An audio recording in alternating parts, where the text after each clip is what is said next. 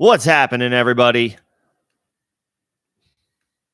Hope everyone's had a good weekend so far. It continues with more college football tonight, and of course, week 6 of the NFL season, the full slate, just hours away at this point. Here to talk shop on start sit help for the week. So, whatever you've got going on. If you've been with me before, you already know. If you are new or joining in for the first time, um, give me your situation. Give as much context as you can possibly provide. Um, the scoring, how many receivers do you start? Um, call out if it looks like it might be a matchup on paper where you need to play for some upside. If it looks like a stronger opponent, give me some details, give me some context to work with, and that'll help sort through your situation. We'll get the members first, and then the general public will follow. So appreciate everybody's patience as I work through it. Let's just go ahead and kick things off. What's going on, Rojo? Good to see you, bro. Between James Cook or Damian Pierce in the flex, the Bills have the Giants on Sunday night, so that's pretty favorable. Pierce is he's at home against New Orleans. I know that Cook had a bad week last week, but I would probably just go back to the well with James Cook. He's been pretty consistent. He's been pretty steady this year. It didn't happen last week in London. It took a while for the Bills to get going in that game, so I'm not necessarily going to hold that one against him. This is a get-right matchup against the Giants, Sunday Night Football. I would rock with James Cook in this one. Pierce has been better. It's a slightly tougher matchup.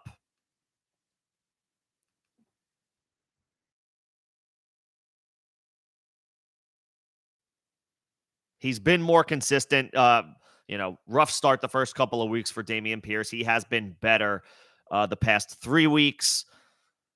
Bit of a tougher matchup for him.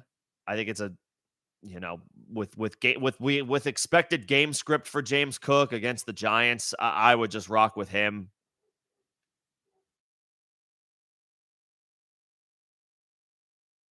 Last week was a clunker, but Cook has been better and more consistent than Damian Pierce this season.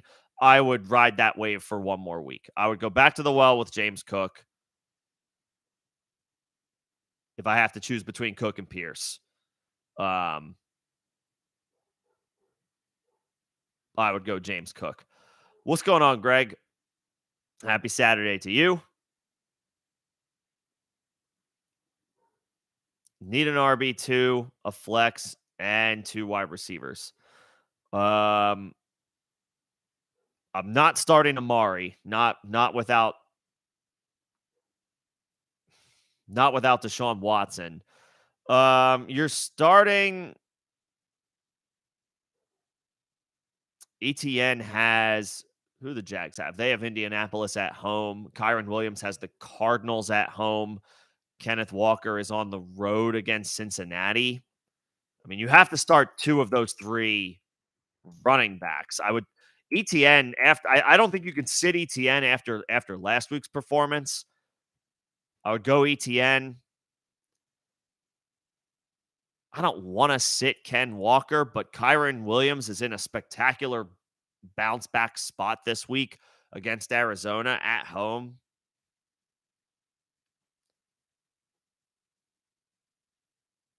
I would want to start all 3 of those running backs, but if you can't, then I would go ETN and Kyron Williams. I don't want to sit Ken Walker, but he has the least obvious, good matchup of these 3. ETN's in a good spot at home. Kyron Williams is in a really good spot at home. Walker should be fine on the road, but that's not as big a vote of confidence as I think I can give ETN and Kyron Williams. So I guess Walker is the odd man out for me there. And then as far as your 2 wide receivers, Debo's in a brutal spot, but I think you have to start him. It's Debo Samuel. I think you just have to fire him up, even though it's not a good spot on the road against Cleveland.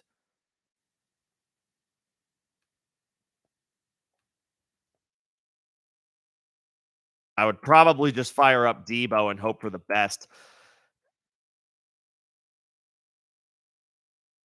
After that, I mean, Garrett Wilson has been okay. It's been very up and down, but Darius Slay is out for the Eagles tomorrow, and Wilson has been a floor play. So if you could use I would play Debo, Greg, and hope for the best. And then I guess if you can play it, if you feel like you can just like, if you need 10 points, if you're like, if I get 10 points out of this spot, then I'll be fine. Then I would probably go Garrett Wilson because the Jets are going to have to throw and the Eagles are without Darius Slay. If you need a little bit more upside, I guess maybe I would go Nico Collins, but Wilson has been a decent floor producer. And at home, Eagles are down their top option at corner. I would lean Garrett Wilson, even though it's boring.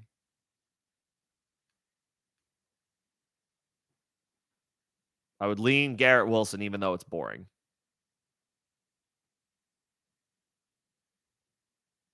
ETN, Kyron Williams, Debo, probably Garrett Wilson. And does Hopkins keep the momentum going? I mean, sure. I have no reason to believe he doesn't. I mean, the Titans are probably going to have a tough time running the ball against the Ravens. Treylon Burks is out. The recipe is there for Hopkins to see 12, 14 targets. They're probably going to have to throw Tennessee.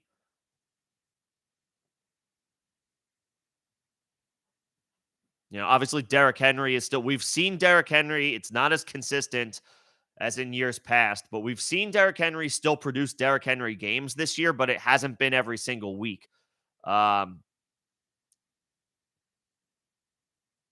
He could still be, he's at that point where like he could still be Derrick Henry any given week, but also if he's not vintage Derrick Henry anymore, that's also not a surprise.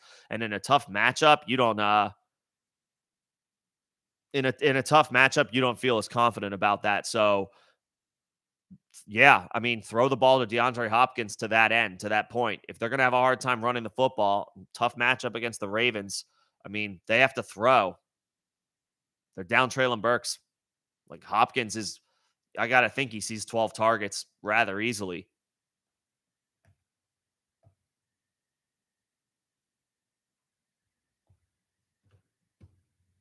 Yeah. Spears looks good. He's getting more involved than any other. I mean, how many other Derrick Henry backups have gotten this involved this quickly?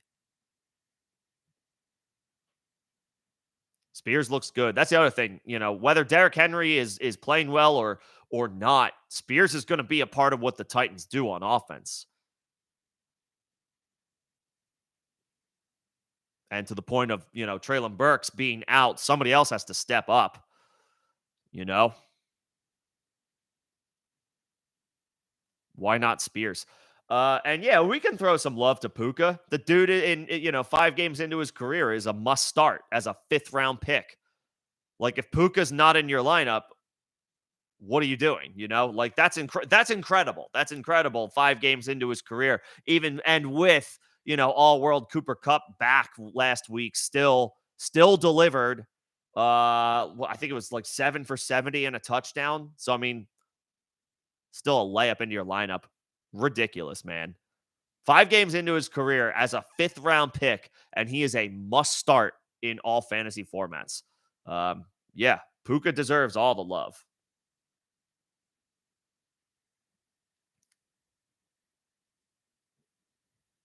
Puka deserves all the love. Astro, would I start Pittman and Kirk over Myers? No. And I remember we talked about this in the Discord. I'm not worried about you know, if you had Trevor Lawrence, then I would say play Kirk, but you don't. So I would just play Myers. I would just play Myers. He's been great with Jimmy G. And it's a revenge game for him against New England tomorrow. I would just go Myers, and absolutely not anybody over Breece Hall. Like, what is Dalvin Cook? Are we talking about Dalvin Cook? What has Dalvin Cook done to deserve consideration to be in your starting lineup? No. Brees Hall is a must start. Brees Hall is a must start. The very first game after the coaching staff declared that Brees Hall was off his his pitch count, his snap restriction, he went off for like 25 plus half PPR points. He's in your lineup. Dalvin Cook, no. Dalvin Cook belongs one place on the bench in deep leagues and on waivers in shallow leagues. No. Brees Hall is in your lineup, and we're not thinking twice about it. Engram or Logan Thomas? Engram. Logan Thomas had a great game last week. Engram has been more consistent this year. Also, what's the status of Zay Jones? Is he out? I think he started the week off without practicing. He's ruled out. So like that's just more targets. That's more targets that are freed up for somebody like Evan Engram, because you know that Ridley and Kirk are already the start. You know, they're the guys they're the every down guys at wide receiver for the Jags. At least as far as in obvious passing situations. Engram's going to probably see more looks, and it's just I just feel better about the Jags offense on a per play basis than I do them over Washington's. Washington's in a tough spot tomorrow too against Atlanta. Don't necessarily, I think Atlanta's been pretty generous to the tight end, but they haven't been generous anywhere else. And Washington's not an offense that I feel like, oh, well, they're one of those offenses that more often than not, or more often than average, rises to the occasion. We can't say that about them yet. So Engram, I would take Engram.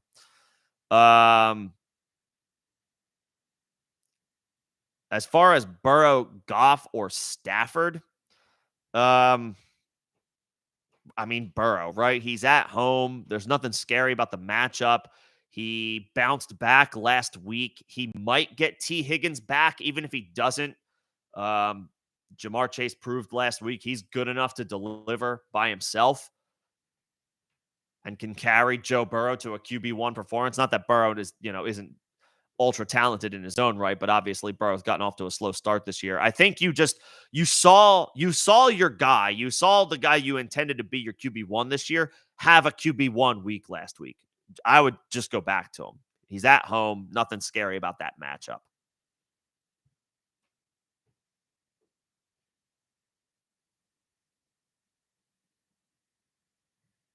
Yeah, I would go Engram and I would go Burrow. Rojo, that's a nice collection of talent. Tajay, Puka, Tank, Achane. It's to be determined. I mean, Stroud looks good right now. It's obviously nobody can sit here and make any declarations of like it's definitive right now. Stroud over Bryce Young, not yet. Obviously, it's like the early look is clearly like Stroud feels like he should have been the first overall pick. But I mean, we got to give Bryce some time too. So it's all right. There's still time for that to play out.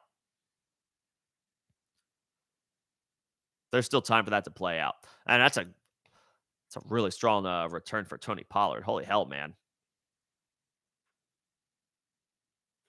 That's a great return for Tony Pollard. That's a ballsy trade for trade away of Tony Pollard, Rojo, because David Montgomery is so like, I feel like nobody can ever like accurately or correctly like project him, because he's been like a rock solid RB2 pretty much most of his career, at least when he's on the field. He got off to a slow start as a rookie, but like that's half of rookies, so like whatever. And now he's been consistent. He's been an RB2, and now he's going to be probably a top 5 running back in the same role where Jamal Williams was a top running back just last year. Nicely done. Getting draft capital to boot. That one was savvy. You live with taking Bryce over Stroud if you've got that collection of talent and was able to make that trade. Nicely done, man.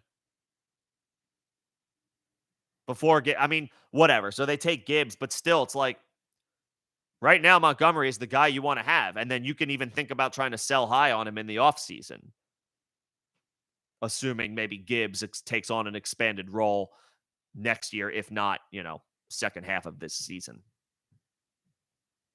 But to that point, Montgomery looks like you're even if that happens, you're hanging. Montgomery's not going anywhere in this offense.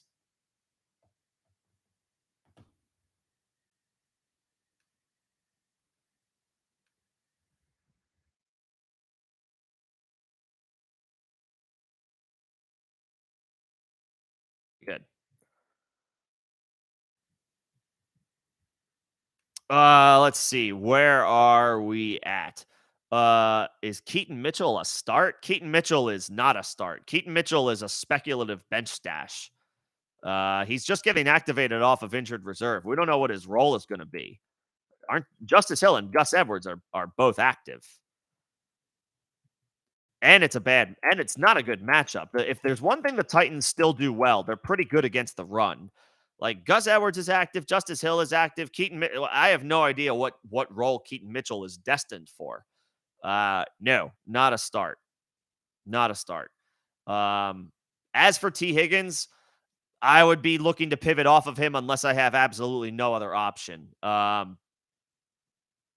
It's gonna. I mean, if it's a big drop off like T. Higgins or Tyler Boyd, and Higgins is starting, then you probably just have to go with him and hope for the best. But it's dicey. He's only 2 weeks removed from a broken rib. It's gonna affect him. It's gonna limit him. So it depends on your other options. Depends on your other options. What's going on? He hate me. Uh, in Superflex, play PJ Walker or Brian Robinson. Robinson's in a tough. Both are in bad spots, but Walker, at least he's at home, but it's against the 49ers. He's a backup quarterback playing the San Francisco 49ers, and the weather in Cleveland tomorrow is expected to be crappy, which, by the way, if you have Jake Moody as a kicker, I would be awfully cautious about firing him up. You want to keep an eye on the weather reports in Cleveland leading up to kickoff. If you've got Jake Moody and who's the Browns kicker? Is it Hopkins?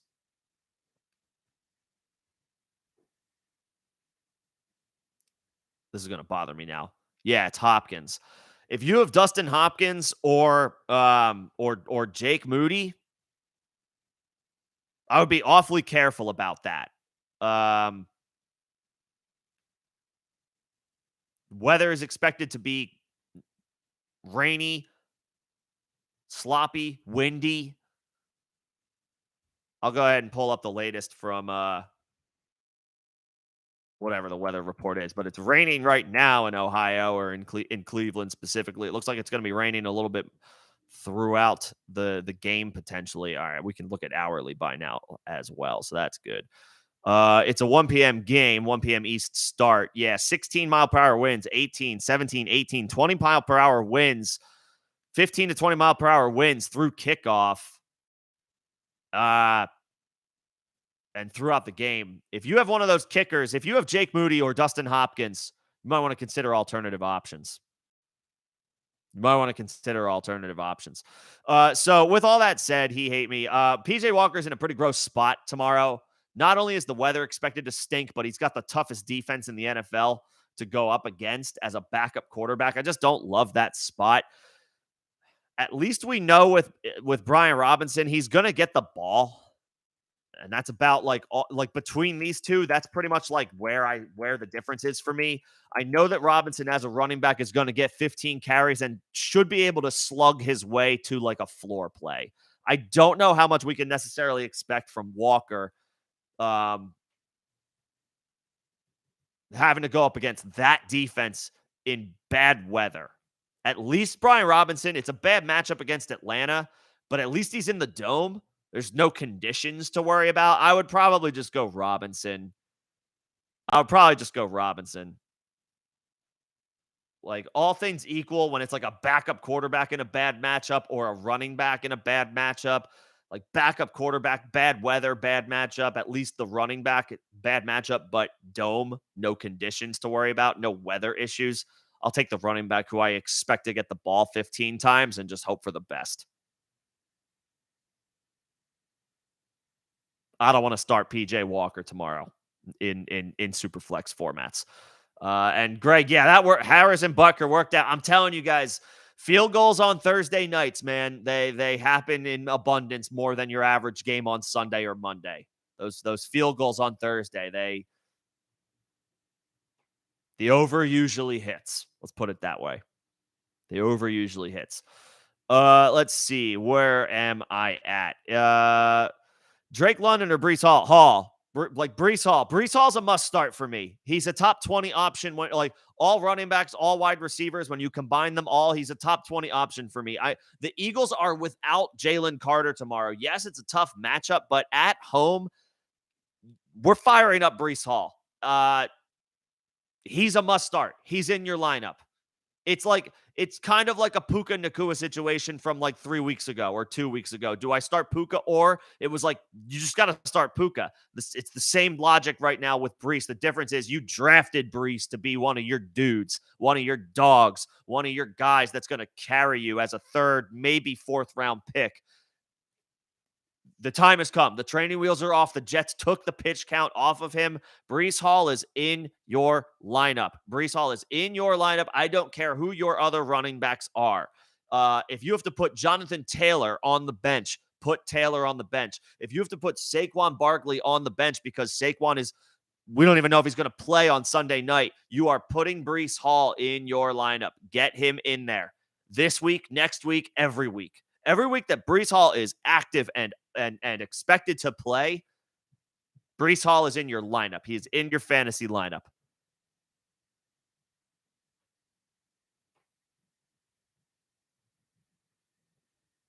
We drafted him for a reason. We drafted him to be one of the dudes, one of your guys, one of your mainstays this year. And the pitch count is off. The snap count, the snap restrictions are off. We saw that last week against Denver, and he ripped off a 70-plus yard touchdown, had like 25 half PPR points. Brees Hall is in your lineup.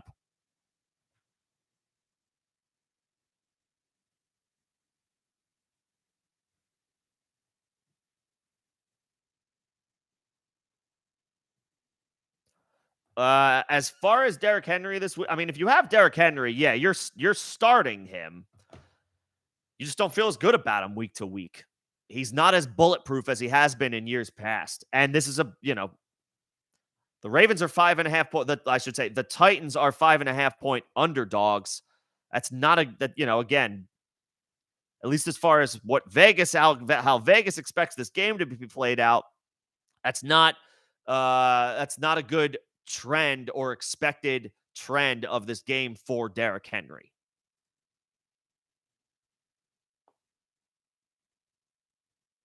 Been an RB1 once in 5 games. Derrick Henry's been an RB1 once, an RB2 twice.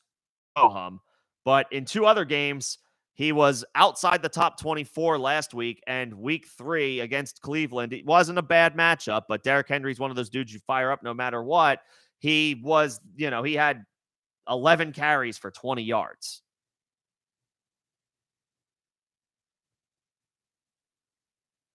And Baltimore's a tougher matchup. So, I mean, you start him, but you don't start him with like 100% confidence like you used to. As far as Wilson, Robinson, Stevenson, or Lockett in standard.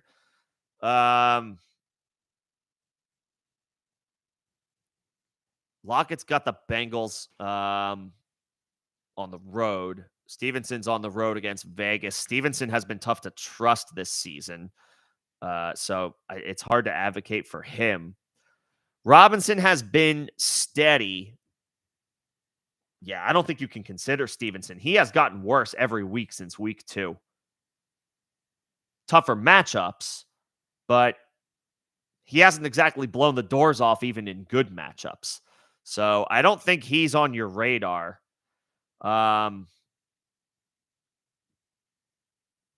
Your floor play is Brian Robinson.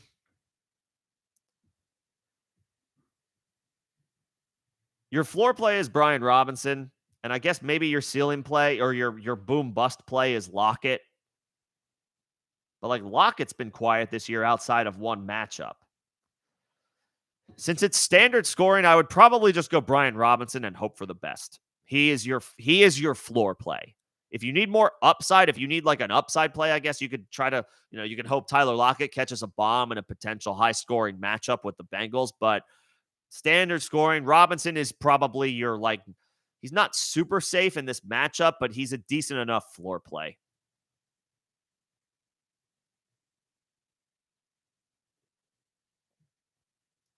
We'll go Robinson.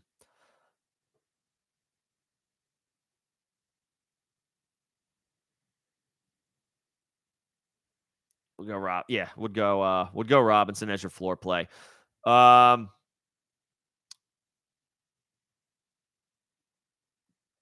Keaton Mitchell's off IR, so you got to activate him between Demercado, Kincaid, or Warren. Is this just redraft? Is this just straight redraft? Um, Kincaid. If it's redraft, then Kincaid. I mean, he cleared concussion protocol. He's going to play. He hasn't done anything to warrant being held on to as a backup tight end. He's been his best performance so far is week 2. He was the tight end 17. He's been under 30 yards receiving in 3 of his 4 games played. No, 4 of his 5 games played, excuse me.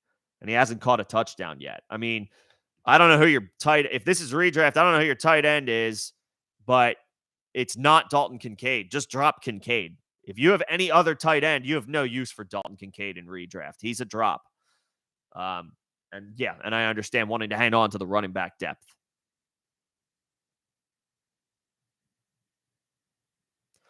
You're stuck with Higgins. Yeah, all right. I mean, you have to, if he's active, you have to play him over those guys. If he's ruled out, then you can put him in IR. And I don't know, if Palmer's available, pick him up. If Boyd is available, pick him up.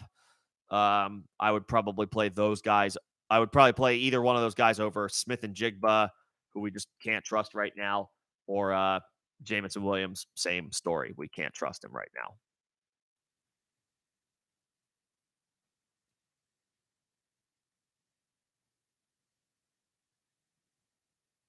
Okay, you have Ertz. Yeah, great. So you're streaming tight ends. If you have Ertz, you're firing up Ertz in a great matchup tomorrow. Rams have given up a lot of production to opposing tight ends. They just had Dallas Goedert just had Dallas Goedert's at this stage of their respective careers. Goddard's on a different tier than Ertz is at this point, but Goedert just had the tight end 2 performance against the Rams last week, and they were giving up points in prior weeks as well. So yeah, you're streaming Ertz. Well, you'll worry about tight end next week when you have to. Just drop Kincaid. He's not a hold. Kincaid is not a hold in season-long leagues, in season-long redraft leagues.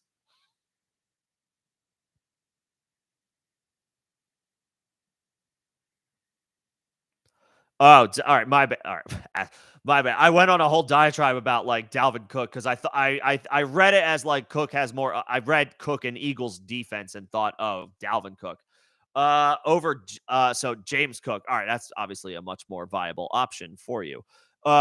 Still Brees. I mean, I guess it's close, but still Brees. I'm buying the talent of Brees Hall. I want to ride the wave from last week. I want to ride the momentum from last week. The Eagles are stout against the run, but they're down Jalen Carter, who has probably been the best guy on that defensive line so far this year. They're missing him, so there's going to be a hole in that Eagles defensive line. And Brees Hall is good enough to deliver in any in any situation. I'm firing up Brees. Brees is in your lineup. Brees is in your lineup. Sorry, I saw Eagles run defense and Cook, and I was like, Dalvin? So my bad. Didn't think about James Cook, which is obviously a much more viable option any given week. He's going to be good this week against the Giants. Game script is heavy in his favor just based on how we expect that game to go. But I'm playing Brees.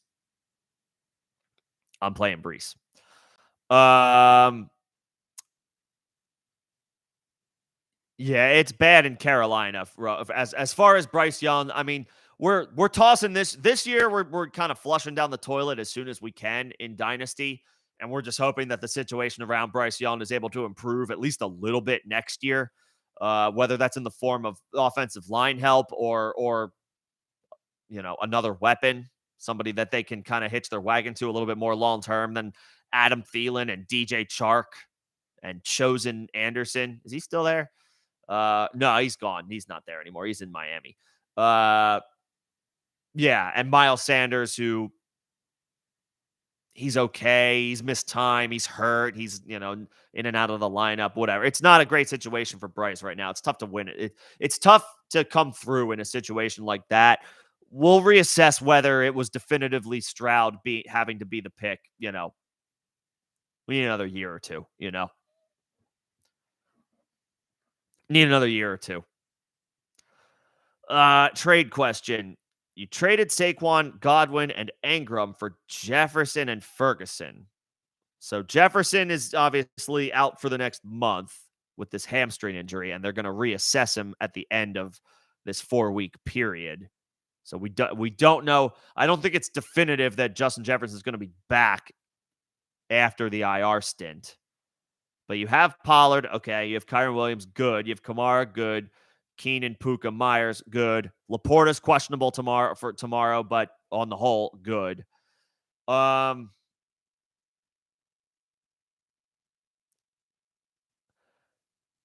me, Jefferson and Saquon are a potential wash in this situation because they're both injured. Saquon looks like he's more likely to come back sooner, but the Giants and the Vikings both, their season is basically teetering on being in the toilet. If they both lose again, the Vikings probably shouldn't lose to the Bears, although we've seen crazier things happen.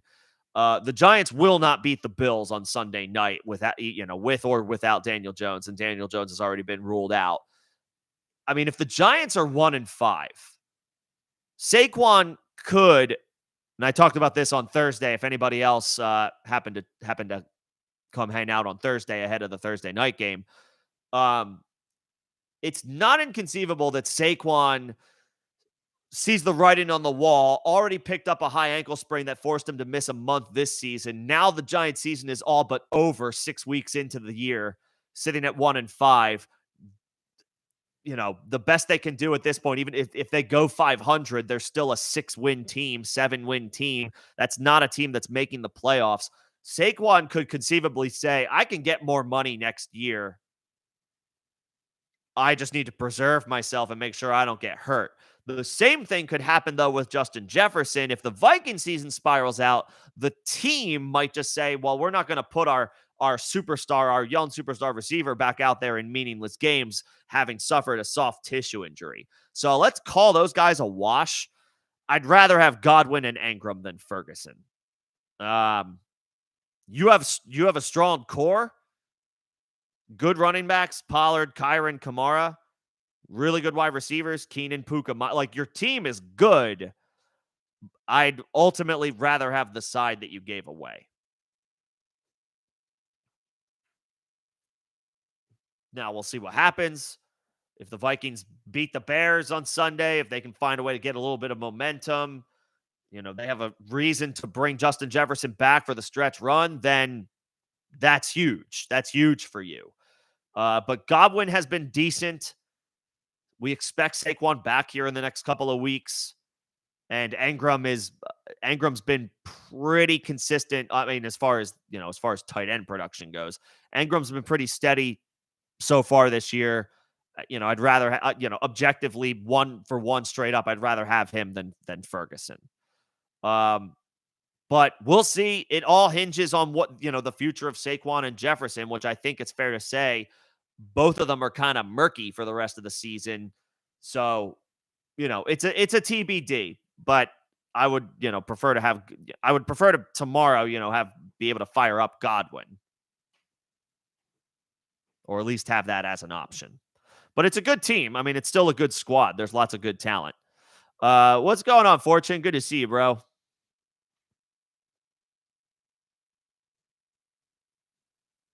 And Rojo, real quick, I have lost a lot of whatever enthusiasm I had for Kenny Pickett. It's fading. I hear everything about Matt Canada. I know his offense is not good. They've gone like 2 years without having a 400-yard output on offense. Like, that's probably on the offensive coordinator. Like, holy hell, you couldn't accidentally get 400 yards one game for the past 2.5 years. Like, that's pretty abysmal. And I know they haven't had Deontay Johnson for the first 6 games this year, first 5 games this year. They expect him back soon. I don't see Pickett elevating this situation, though, with under his own play. It's been underwhelming. There's still time. Still only a second-year player. There's still time. But yeah, it's very like the arrow's not up or down. It's just kind of like meh, but like there's not a ton of enthusiasm there. Anyway, Fortune sitting Ford and Cooper for Foreman and Algier. I think that's fine. I think that's perfectly fine. I would say Ford is a little bit more on the RB3 radar this week as opposed to the RB2 radar, just because radar because of the matchup. Cooper is damn near, it proved. It came to fruition last week. Now it was with DTR, the rookie. It's going to be with PJ Walker this week. So maybe Cooper's a little bit more viable, but it's tough to trust him. He's a wide receiver 3 this week. There's very little upside in either of those guys. Foreman against the Vikings, I mean, that's perfectly fine as he's gonna get the work in the backfield. Herbert's out, Roshan is out, and Travis Homer is out. We're down to Donta Foreman and Darrynton Evans here. And Evans might annoyingly get involved, and maybe Fields runs a little bit more than he usually does, but I mean, Foreman's gonna get in there. There's I think the floor is higher. He's not an upside play, but the floor is a little higher this week for him, and the matchup is much better. And Algier, he hasn't been good this year. For the most part, he hasn't been good this year. The yards per carry are not great. And you wonder when the time comes where it's like, okay, Bijan's taking 60% of the work or 65% of the work, and Algier is, a little bit more change of pace. But at home, the Falcons want to run the football. Algier is going to get involved. It's not the best matchup against Washington, but it's not awful. It's certainly beatable. Algier should get involved, should get in the mix in Atlanta. So that's fine. I'm okay with that move. I don't think that's an overreaction in any way. Ford and Cooper don't have a ton of upside this week. The matchup is just rough. I mean, you're gonna, you're hoping for those guys, you're hoping for like broken coverage on any one given play, which obviously can happen, but the 49ers are stout, man. I would that's fine to want to veer off. That's fine to want to pivot off of those guys. Totally understandable. Let's see. Chuba or Hollywood in full PPR. I mean, Hollywood's been pretty solid this year. Hollywood's been pretty consistent, and in full PPR, I kind of want to lean. I kind of want to lean the wide receiver. Chuba's going to have his opportunity, but it's not a good spot. The Dolphins are really good. They could boat race the Panthers. I guess Chuba, because he's going to get work without Miles Sanders, I guess Chuba is a fine floor play, but I would play Hollywood with a little bit of like hope for some upside. In full PPR, it's in LA, so the weather's going to be fine. No issues there. They're going to have to throw the Cardinals. I mean, in full PPR this year, I'm going to just pull up. I need to pull up Marquise Brown. I know it's been pretty steady. But I didn't realize he's listed questionable with an illness. Okay, so that's not great. But I mean, in full PPR, I mean, 6 for 54, touchdown, 5 for 61, touchdown, 7 for 96, and then 4 for 61, touchdown last week. 17, 17, 16, 16. I'm rounding down on one that, 17.4, 17.1, 16.6, 16.1 the past 4 weeks. That's about as solid as it gets. I do remember that he missed practice earlier in the week with an illness. I didn't realize that he's still on the injury report because of it. He's probably not going to miss the game. I would say between Chuba and Hollywood, Chuba is your floor play, and if you could use a little bit of upside, and honestly, I think Hollywood's floor is fine as well. But if you need a little bit more upside, then Hollywood.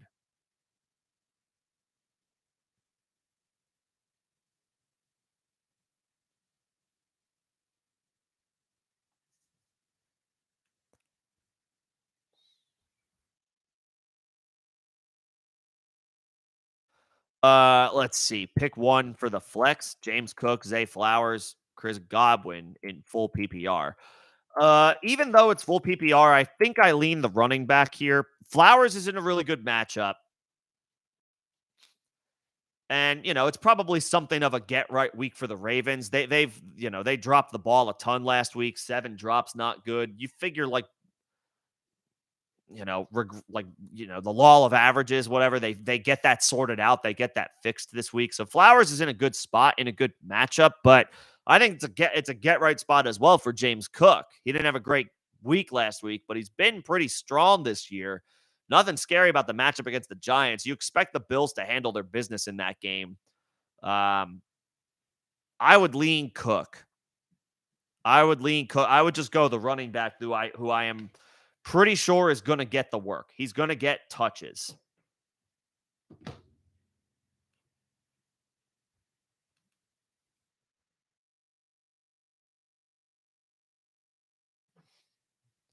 I mean, 16 touches week 1, 21 week 2, 17 week 3, 13 week 4. Last week he only ended up with 8. London game, bad situation. The entire offense was flat for a while. Still caught 3 balls for 25 yards. The Giants do not pose the same challenges as the Jags do, both on defense and as a team overall. I would go Cook.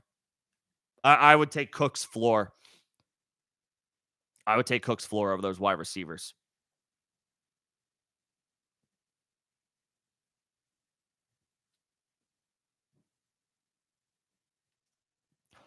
If you're looking at a defense stream for next week, yeah, I mean, are the Broncos at home next week? I wouldn't want to play I wouldn't want to play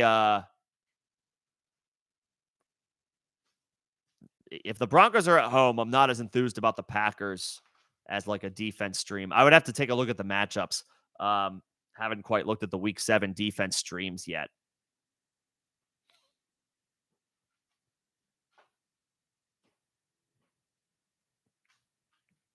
Yeah. And then real quick, Jolt, just to, like, as far as that trade, I hear your thought process there. Like, swing for the fences, especially if you're 4-1. If your record personally, if you're like 4-1, or maybe you're 5-0, then yeah, I get it. I understand. Go try to get roll the dice on, when healthy, the best player in fantasy football, or at least one of them, top 3 conversation any given week. I get it. He's a little dicey as well, just because the Vikings are also, their season is teetering. And if they're out of the playoff race early, do they bring Jefferson back? That's all that's the only thing. That's the only potential concern here. Saquon has his own concerns in that same regard, though. So I get the thought process. Myers or Hopkins in full PPR. I think both are in good spots this week.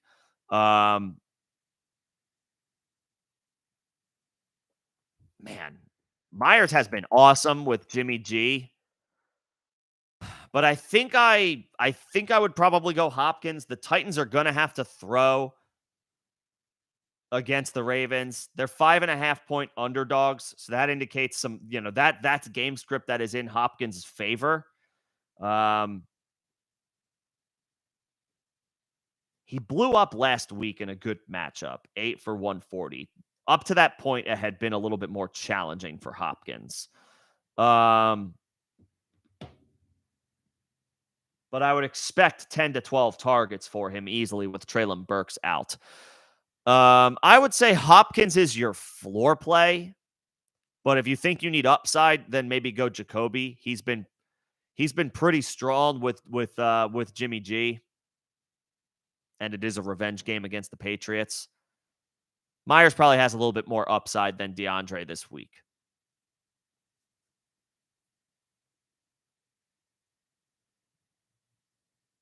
Myers is your upside play.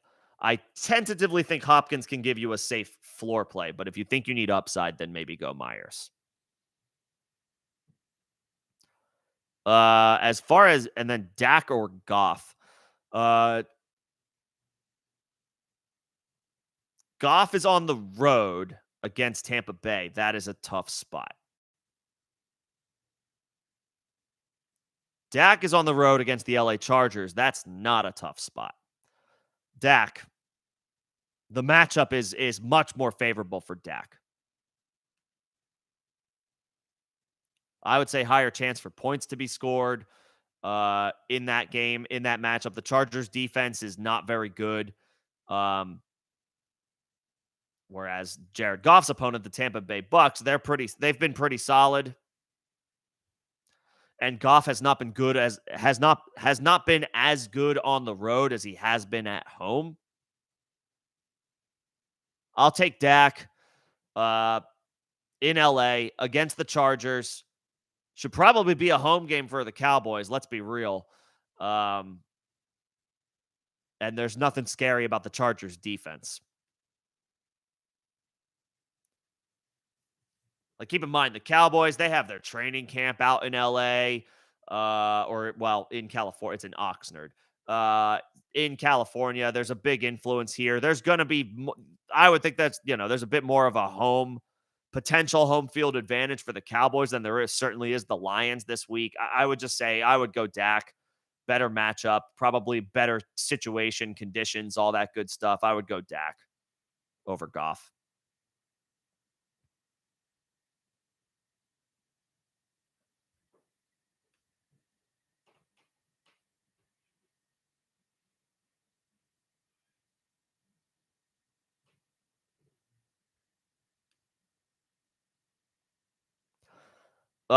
Trade question here. I'm on Raw and Pollard for Kamara and Adams.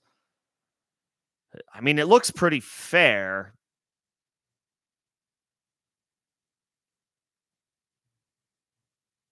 Pollard's off to, by expectation, he's off to a bit of a slower start.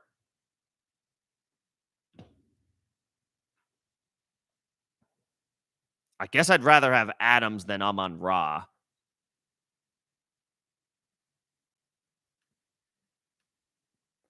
If the question is, has Kamara done enough? Tony Pollard was a high draft pick in all formats this year. Has Kamara done enough in the small sample size so far this year to want to replace Tony Pollard with him? I don't know if I'm quite there yet. But I would rather have Adams than Amon Ra.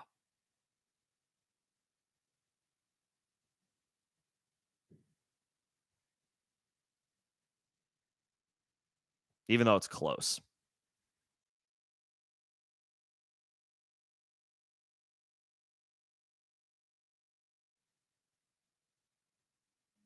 I guess I would say I'd rather have Kamara and Adams.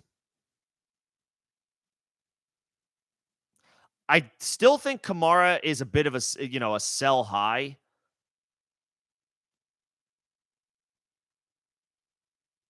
But to that point, he's done enough to where you can move Pollard for him. You can either keep him or then try to sell for two more pieces, another running back and wide receiver, or you can just hang on to him. He's off to a good start. Adams, I would buy. It's close, but I would rather have Adams than Amon Ra. Yeah, I would take Kamara and I would take Adams. I would take that over Amon-Ra and Pollard to right now. Right now.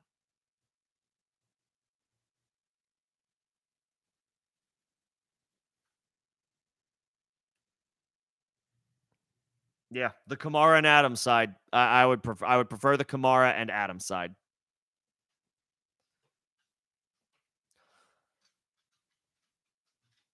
Let's see. Another trade question. You're trading Taylor, Lawrence, and Addison for Lamb, Pearson, Goddard. Uh,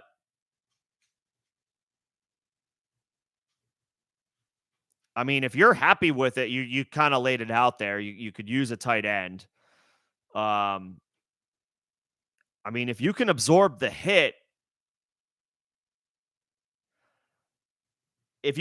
the hit, then okay. I would just say I think Taylor. The issue I have here is I think we can expect Taylor to ramp back up and eventually he's going to remind us why we drafted him in the first place. Um, Lawrence is still objectively like the best NFL quarterback of this bunch. Obviously, that conversation and fantasy output are two different things, but he is the best quarterback of the guys you mentioned. And then Addison has got a huge boost, at least for the next month, without Jefferson. Lamb hasn't been the dude yet. We still expect him to be like top flight wide receiver rest of season, but for the start of this season, he has not been that. Pierce has been better. Goddard has had his first good game last week.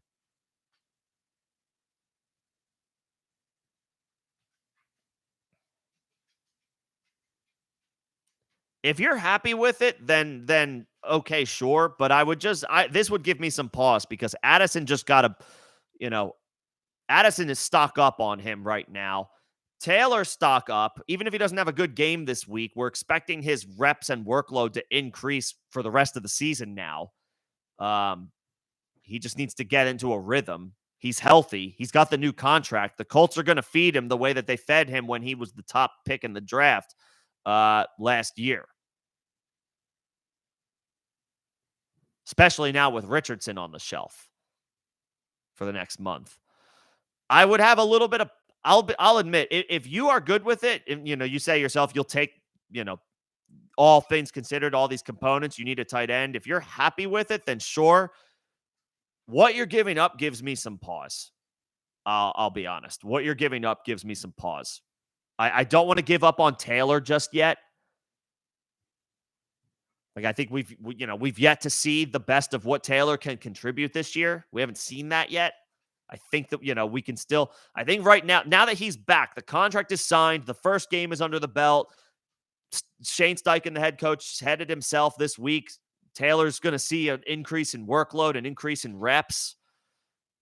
It might not happen this week. It's a tough matchup on the road against Jacksonville, but moving forward, I feel good. I feel better about Taylor. Like we weathered the storm almost. It's almost like, oh yeah, hell yeah, we made it. Now let's go. Now it's go time. Now we get to fire him up into our lineups.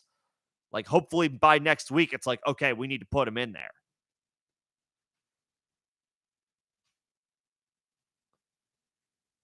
Michael Thomas makes it a little bit better. Addison, and then I didn't even get to Addison yet. I mean, stock is up on him. Jefferson's out for a month.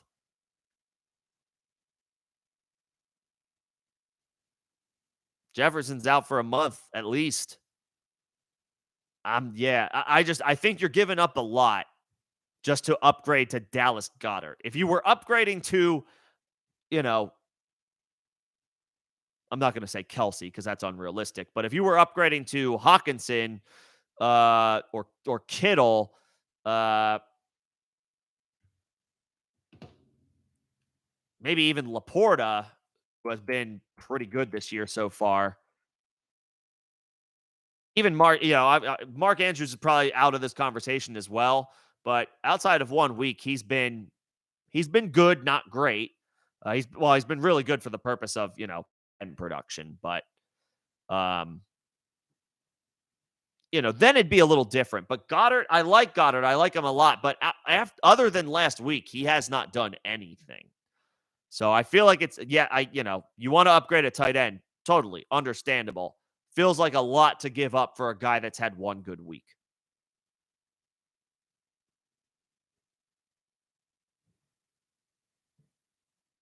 So yeah, I mean, if you want to get Goddard, I would parse that down a little bit. That feels like a lot to give up. And you'd get CeeDee Lamb in the deal. That's very cool. CeeDee hasn't been CeeDee yet this year. That has not come to fruition just yet.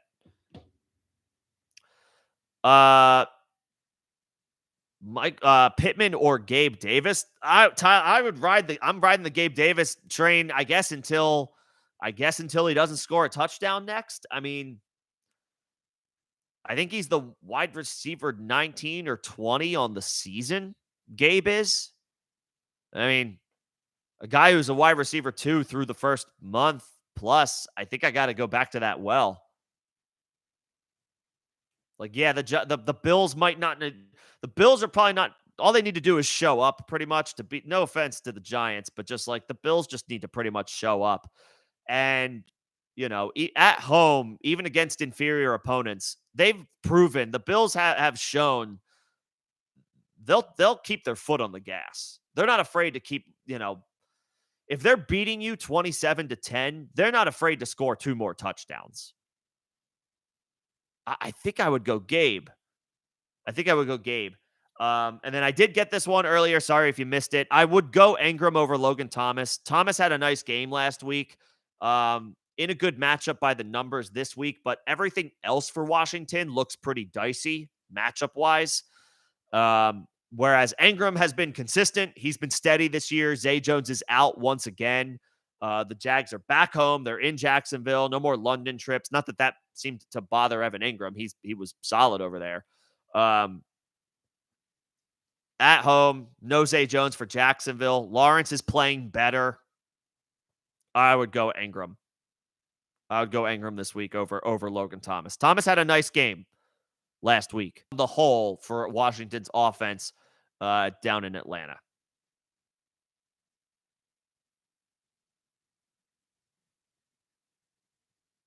So I would go Davis. Pittman's floor is probably boosted a little bit with Gardner Minshew. Maybe his ceiling is down a little bit because Richardson did prove that he can make the throws downfield. I'll take Gabe attached to Josh Allen, and then I'll take Ingram attached to Trevor Lawrence. Maybe this gets me in trouble a little bit to a fault, but sometimes I'm just like, who's the better quarterback? In the this or this situation, if there's not an obvious talent discrepancy, it's like, okay, who's the better quarterback throwing these dudes the ball? I'll take Josh Allen throwing the ball to Gabe Davis, and I'll take Trevor Lawrence throwing the ball to Evan Ingram.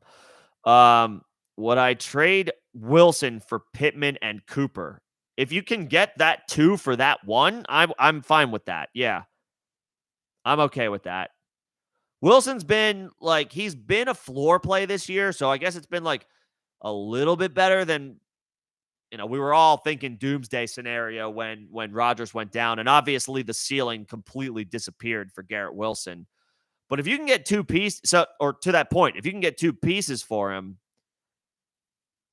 and I think you're buying low on Cooper right now because there's concern about Deshaun Watson's shoulder injury. I think right now, today, we can operate as if it's not going to be something that is an issue all season long. It might be an issue for another few weeks, but let's say Deshaun Watson is back up and running and he's healthy by, let's just conservatively say week. When's the Browns bye? I guess that's the better question. The Browns bye week. Oh, they just had it. Duh. It was week. That's right. That's the whole purpose of the concern. They had the bye week last week and he still wasn't able to play this week. Let's just say conservatively that Deshaun is ready to go. He'll be okay by week 9 or 10. And then you have Cooper for the rest of the season with a real QB1. And you have Michael Pittman. I think I'm okay with that. I think I'm okay with that 2 for 1. Because Cooper and Pittman could regain their ceilings this year. We know Garrett Wilson is not regaining his ceiling this year. Devontae Smith or Jacoby Myers in standard scoring. So because Myers isn't going to get those points for the catches that he can accumulate, I'd probably just roll with the potential upside play that is, I guess, Devontae Smith. It's closer. It is a tough matchup. He's gonna see either Sauce or DJ Reed. AJ Brown's gonna see the other one on any given play. Okay. Smith is the better player, right? He's the more Devontae Smith is the more talented player. So I would say the ceiling is lower for him in a tougher matchup tomorrow. The ceiling is lower. Whereas Myers has a solid floor in a revenge game against the Patriots. It's tough to sit a guy with Devontae Smith's talent. But given the matchup, they are playing the Jets. Given the matchup and the factors in Myers' favor, I would say Myers is your safe play. But if you're in a matchup where you're looking at it and you're like, I'm an underdog and I could use some upside, and 10 standard wide receiver points it might not be enough for me, might not get it done for me, then Smith is, I would say, a little bit more of a ceiling play. You're obviously hoping for a big play. He's able to, Smith is good enough to win any matchup. This is one of the toughest ones he'll have all season. If he can get free for a big play, that certainly helps. It's going to be tougher. But I would say Devontae is your ceiling play. If you think you can get away with I feel like I'm in a good spot, I just need 10 points from a wide receiver, then Myers. If you need 10 points from a wide receiver, then Myers. If you think you need more than that, like if you get 10 points, it's not going to matter. You might lose anyway because your opponent's really good. You need the upside, then play Devontae Smith. Play Devontae Smith. Taylor, swap in that trade, Aaron Jones instead of Taylor.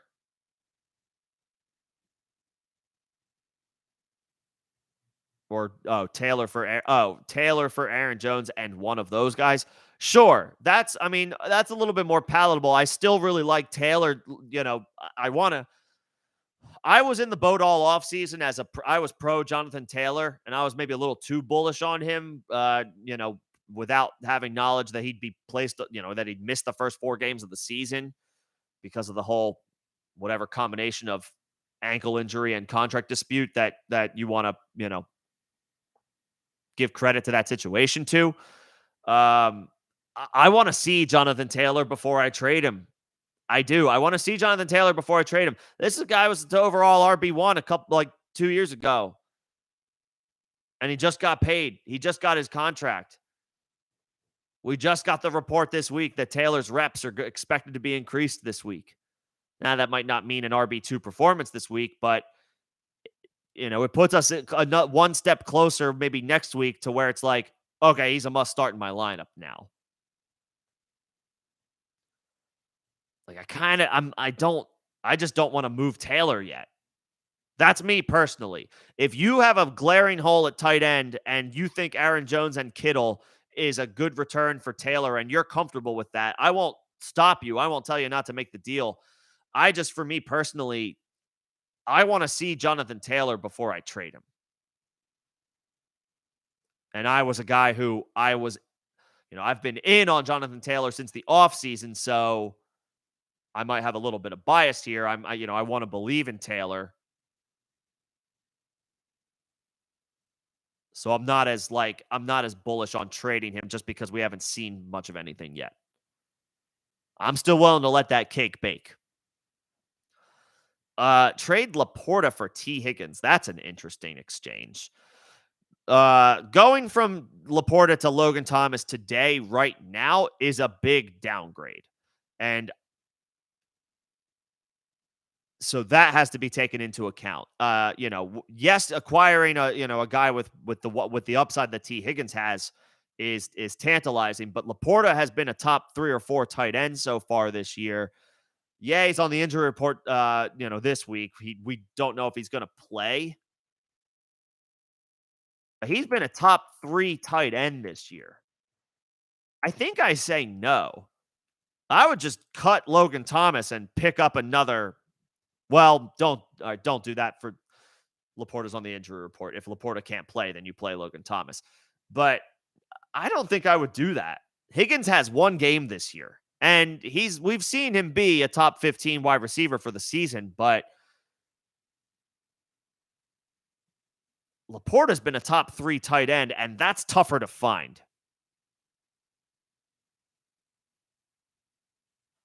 I think I would keep.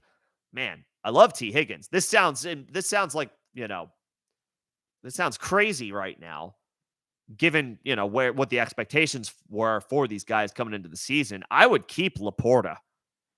Higgins has the rib injury. We don't know how long that's going to hamper him. He could just. We hope that he's T. Higgins tomorrow, but he could just be a decoy. Like, I would just keep Laporta. Logan Thomas is not a season-long replacement in a way that I'm like, yeah, oh yeah, I'll trade Sam Laporta. No, Laporta's been top 3 at tight end. That's tough to find.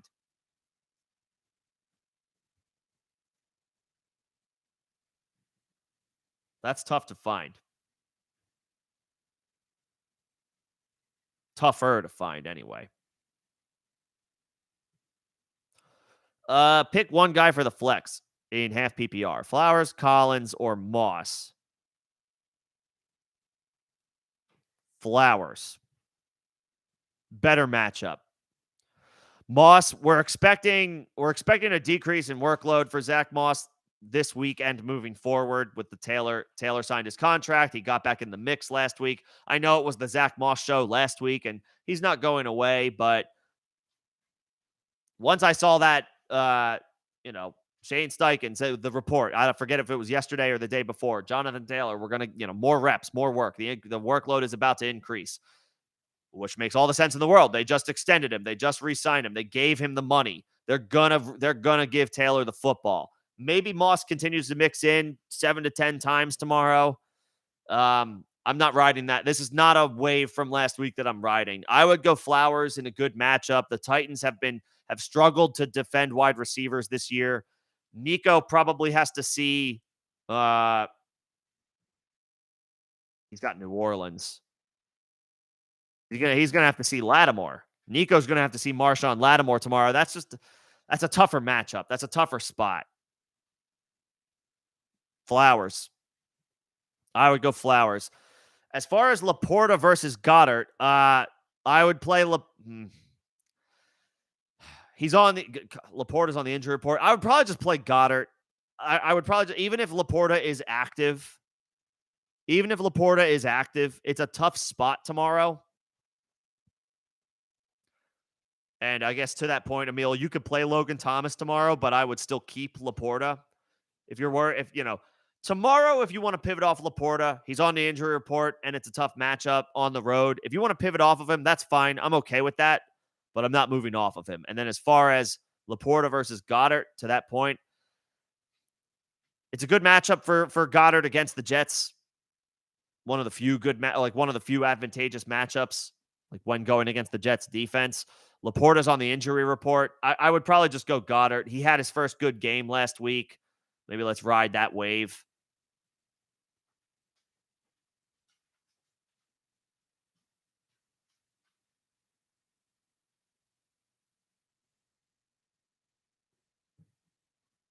Probably just go Goddard.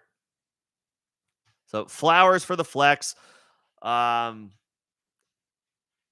I would just fire up Goddard. He's not on the injury report. There's no concerns. Laporta's got the calf injury. There's no issues. There's no injury issues with Goddard. I would just probably play Goddard. Hopkins or Collins, I would play Hopkins. Nico's probably going to have to see Marshawn Lattimore tomorrow. Titans are without Treylon Burks, so Hopkins probably sees 10 to 12 targets tomorrow in a game where the Titans are 5.5-point underdogs. I think, game script is in Hopkins' favor to get some volume. I'll take Hopkins over Collins. And I'm taking do I take Taylor over Stevenson? Stevenson's tough to trust right now, but it is a good matchup. Stevenson is your floor play. Taylor is an all or nothing play. It's not a great matchup. Jacksonville's been pretty solid against the run. Obviously, in most situations, Jonathan Taylor is a guy that is bulletproof for you. You just fire him up. Didn't do much last week in his first game. We can expect more from Taylor in his second game.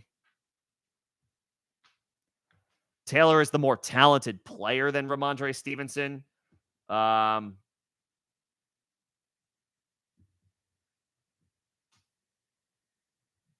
He's in a good spot, Stevenson is. But I mean, his floor this year has been, 60 total yards and a touchdown. That's been his best game thus far. Well, okay. Week 1, Stevenson totaled over 80 he totaled 80 scrimmage yards. Actually, it was closer to 90 scrimmage yards with 6 catches. But since then, I mean, 3 catches, 1 catch, 2 catches, no catches. Stevenson's not getting involved in the receiving game since week 1. You would think he gets more involved tomorrow. It's a little bit of a better matchup against the Raiders. He just hasn't done all that much this year. Man, maybe I just roll the dice on Taylor and just ride the hope that, the increase in reps, more snaps leads to more touches, leads to more production. Taylor should be healthy. He should be 100% healthy. He should be ready to go. It's not a great matchup. But, Stevenson just hasn't done anything to instill any kind of confidence since week 1 or 2. And the Patriots offense is floundering right now. I might just go Taylor. It's a long shot. It's dicey. We haven't seen Taylor beat Jonathan Taylor for some time now, but he just got paid, and they just said earlier this week that they're going to give him more work. I might just go Taylor.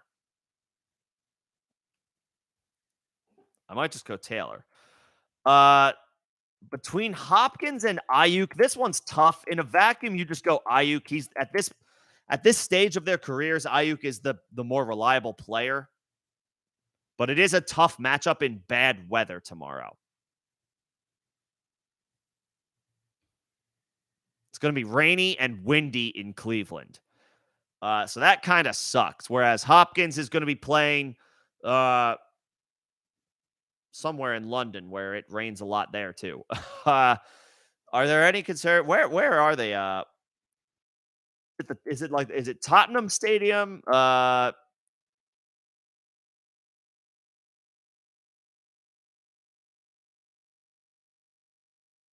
are they playing tomorrow? I know it's in London, but let's go. Screw it. Let's go ahead and get the weather report for the Titans Ravens game. I don't think it's a dome. I don't think they don't have soccer stadiums over there with domes. It's just in London. All right, London. We're just looking at the London weather. That's just what we're doing. It looks like it's going to be nice tomorrow by London standards. Yeah, I would go Hopkins. I guess I would go Hopkins over Ayuk, just because of the conditions. It's going to rain all this week in London. Hopefully nobody's taking any holiday in London this week. And if you are, I hope you like rain. Let's see what it's going to be at kickoff, which I think local time is going to be around 1:30 in the afternoon.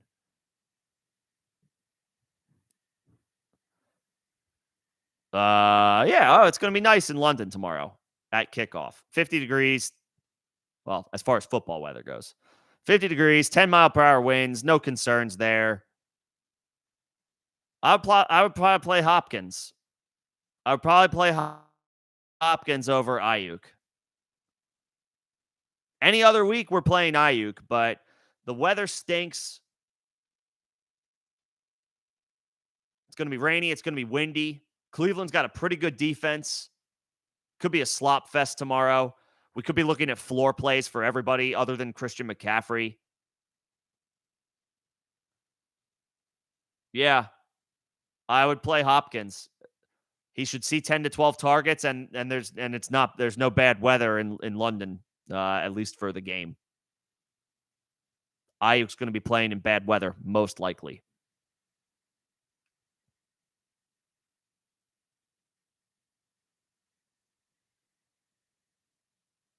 So yeah, I would go Hopkins. Looks like we are at the end of the chat. If I missed anything, I don't think I did. Please let me know. Feel free to repost any questions. If you think I missed a question or maybe an ad ran over it, you can ask that again. If there's no other questions, I guess we can wrap somewhat early. But if there, I'll certainly hang on a bit longer, just in case anybody has anything else that they want to run by me. Um,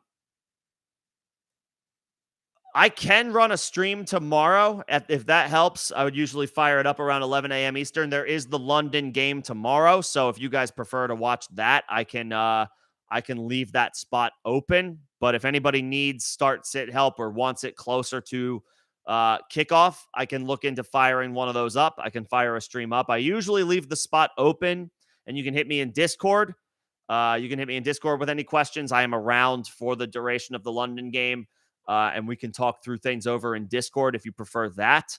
If you're not in Discord and you would like to be, it is the second link in the description of this live stream and all of the streams and videos on this channel. So if you're not a part of that, you can join us over there. And we can figure things out over the course of the London game tomorrow, if that'll hopefully help. So with being at the end of the chat, I know sometimes these it's just the randomness of how much help people are looking for. I was anticipating going a bit longer, so I can certainly hang on a bit longer. But we have reached the end of the chat and everybody's questions thus far. So if there are no other questions, we might be looking at a stop time around 7:30. But of course, can continue to hang on here because, well, I had designs of sticking around longer if need be. But if we're at the end of the chat, maybe maybe everybody has their lineups set or good to go.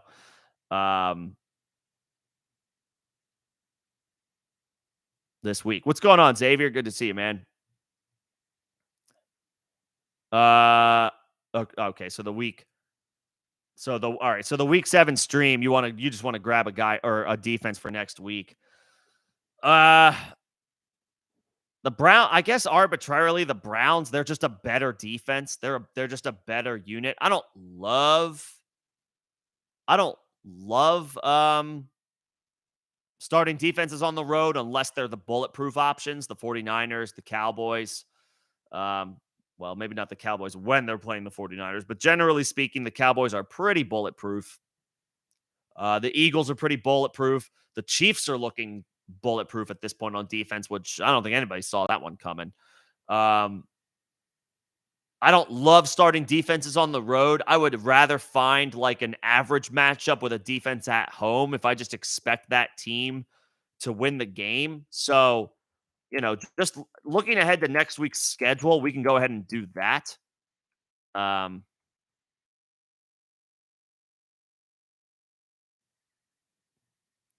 Bucks play the Falcons on the road. That one might not be bad. Like Seattle plays the Cardinals at home. That might not be terrible. The Rams get the Steelers. The Rams may have already been grabbed this week because they play the Cardinals this week. The Seahawks don't look like a bad option. I prefer teams at home. I prefer teams at home. Like the Browns might be okay. They're on the road. I don't love that spot as much, but they are a good defense. Steelers and Steelers are available and the Rams are available.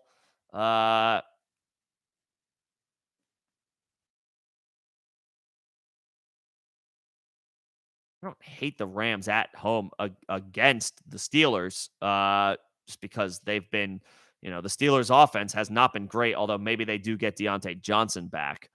Um, yeah, see, like the Steelers' defense hasn't been very good on the road this year.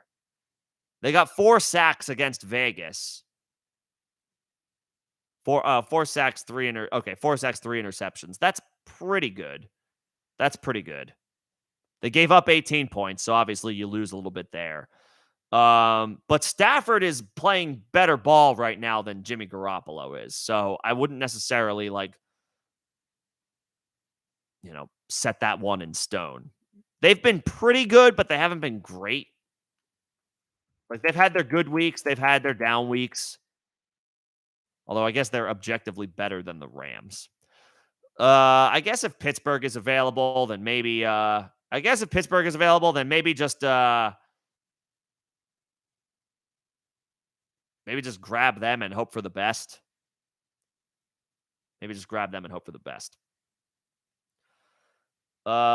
Xavier, should you trade ETN for Montgomery and Robinson? Sure. Sure, because ETN looks like a top 6 or 7 option right now. And so does Montgomery. And then you're adding Brian Robinson as, just another piece, more running back depth. I'm okay with that. Montgomery's role is not going anywhere, even if Jahmyr Gibbs starts to turn a corner and starts to really contribute in a way that people were hoping he would when they drafted him as high as they did. Montgomery's not going anywhere. So you're adding Montgomery for ETN and you're getting Brian Robinson just like as another piece, another running back. Like, yeah, I'm okay with that. And in 14 man, they're like depth is at a little bit more of a premium. Yeah, I'm fine with that. I'm perfectly fine with that.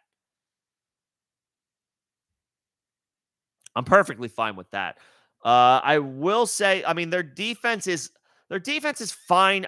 I'm not crazy about starting defenses on the road.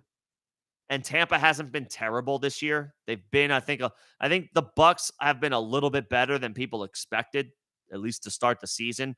And they're coming off their bye week, so they're going to be a little rested. I don't love that spot. If there's not another obvious choice, it's okay. I'm just not crazy about starting defenses on the road. Unless it's like the 49ers, who you start everywhere no matter what. Yeah, not crazy about that one. Like, it's okay. It's not great.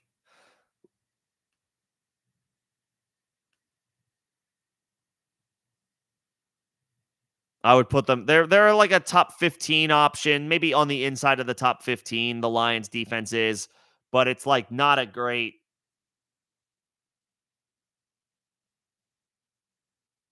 It's not my favorite situation of the week.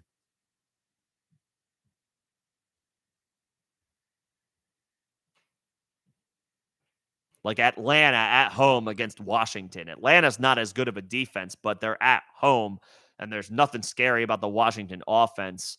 Like I would take that average situation at home over a good defense on the road.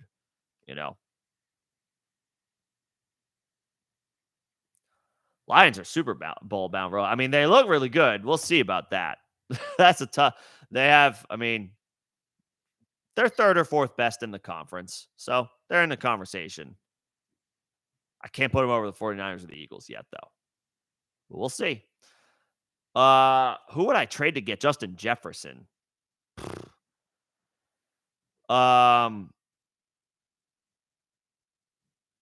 So you'd be giving up DK Metcalf to get Justin Jefferson? Are you 5-0? Are you 4-1? Are you 5-0? Are you 4-1? You want to take a shot on the best, the best asset in fantasy football? Like, sure, okay, fine. But if you're 2-3 or 3-2 and you're clawing and fighting a little bit, Jefferson is real dicey.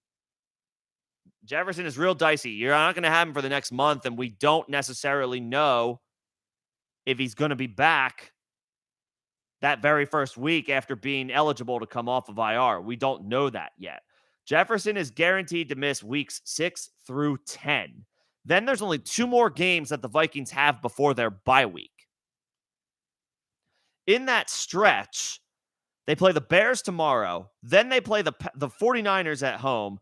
Two road games against the Packers and the Falcons. Then they're at home against the Saints. They're on the road against Denver, and then they're home against Chicago again. Even if they go 500 in that stretch, let's say they beat the Bears. Can we say that the Vikings will beat the Bears both times? They lose to the 49ers. Maybe they lose both of those road games against the Packers and the Falcons. The Saints are probably a better team. Maybe they beat the Broncos, but that's a road game.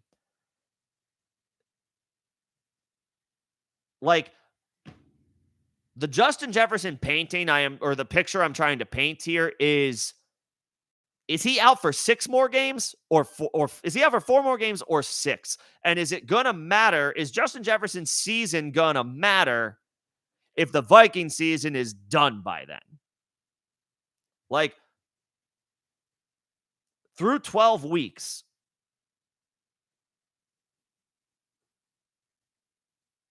like, they're 1-4 right now. The Vikings are 1-4. Let's say they go 4-3 in that stretch, which is probably a best case scenario for them. They're still only 5-7 at the bye week. And they're probably way behind the Lions at that point. And if they can't sweep the Bears, which can be tough, that's a tough, it's tough to do that in the division any given year, no matter what. You can almost say, like, what if they split with the Bears? They go 3-4. Now they're 4-8. Going nowhere fast. I would be really, really careful about trying to acquire Justin Jefferson. The only way I'm doing it is if I'm giving up a wide receiver 2 and I'm 5-0. The only way I am acquiring Justin Jefferson is if I'm giving up a decent wide receiver 2. I have pretty good wide receiver depth already, and I am 5-0. Like, I am awesome. I would be really, really careful about acquiring Justin Jefferson.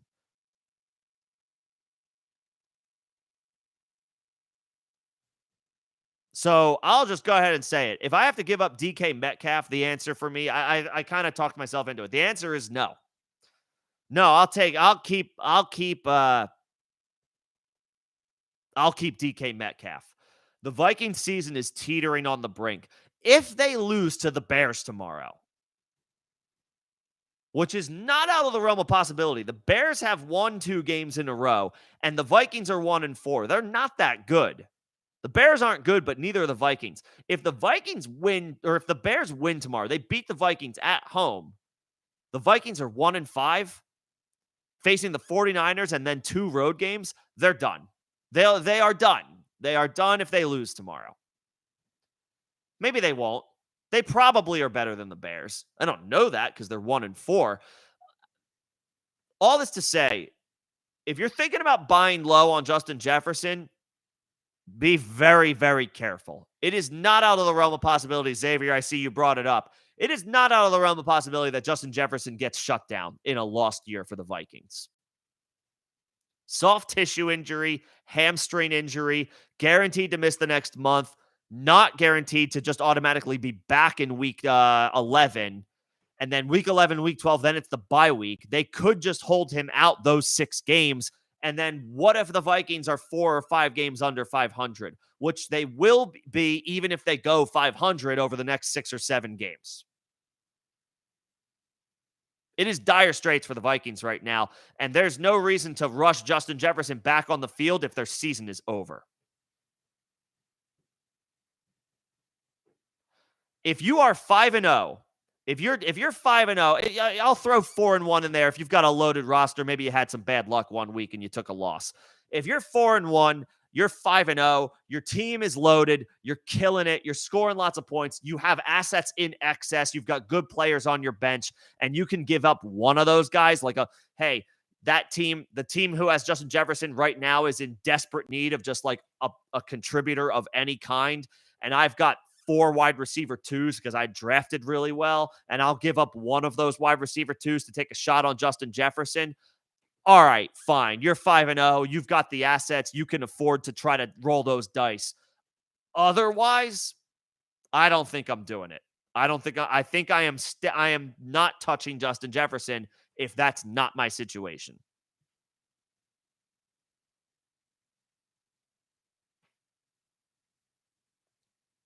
To that point, if you have Justin Jefferson and you are anything other than 5-0,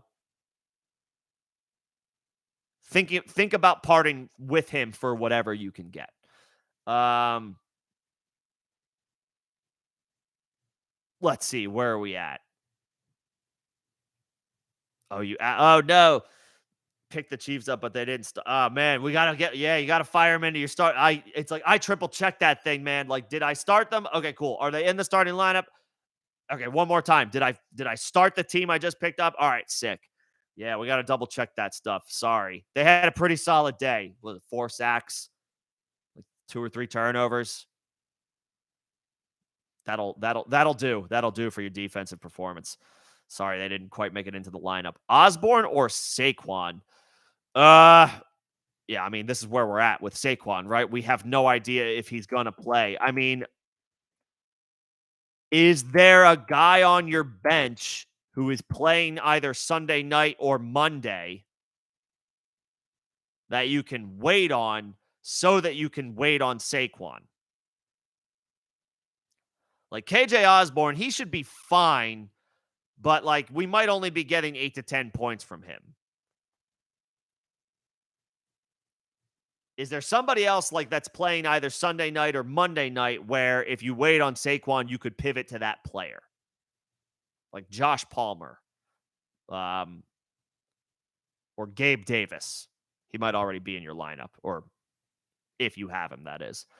Is there somebody else? Because I don't want to play, obviously Saquon's in a brutal situation. No Daniel Jones.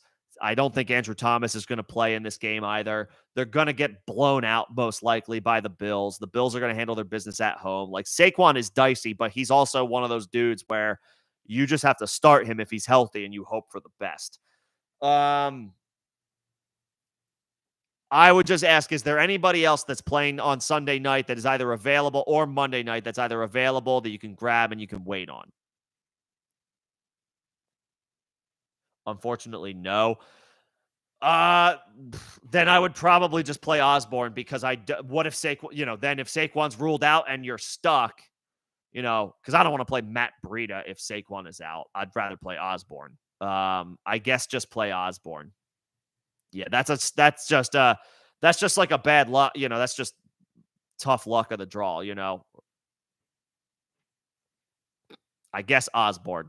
Just like we know he's playing and it's a good matchup and he's going to see more, he's going to get more routes, he's going to get more playing time with no Justin Jefferson. It's a big, you don't feel great about that at all, but like, and if Saquon plays, it's like, all right, great that he plays, but also he's stepping into a brutal situation.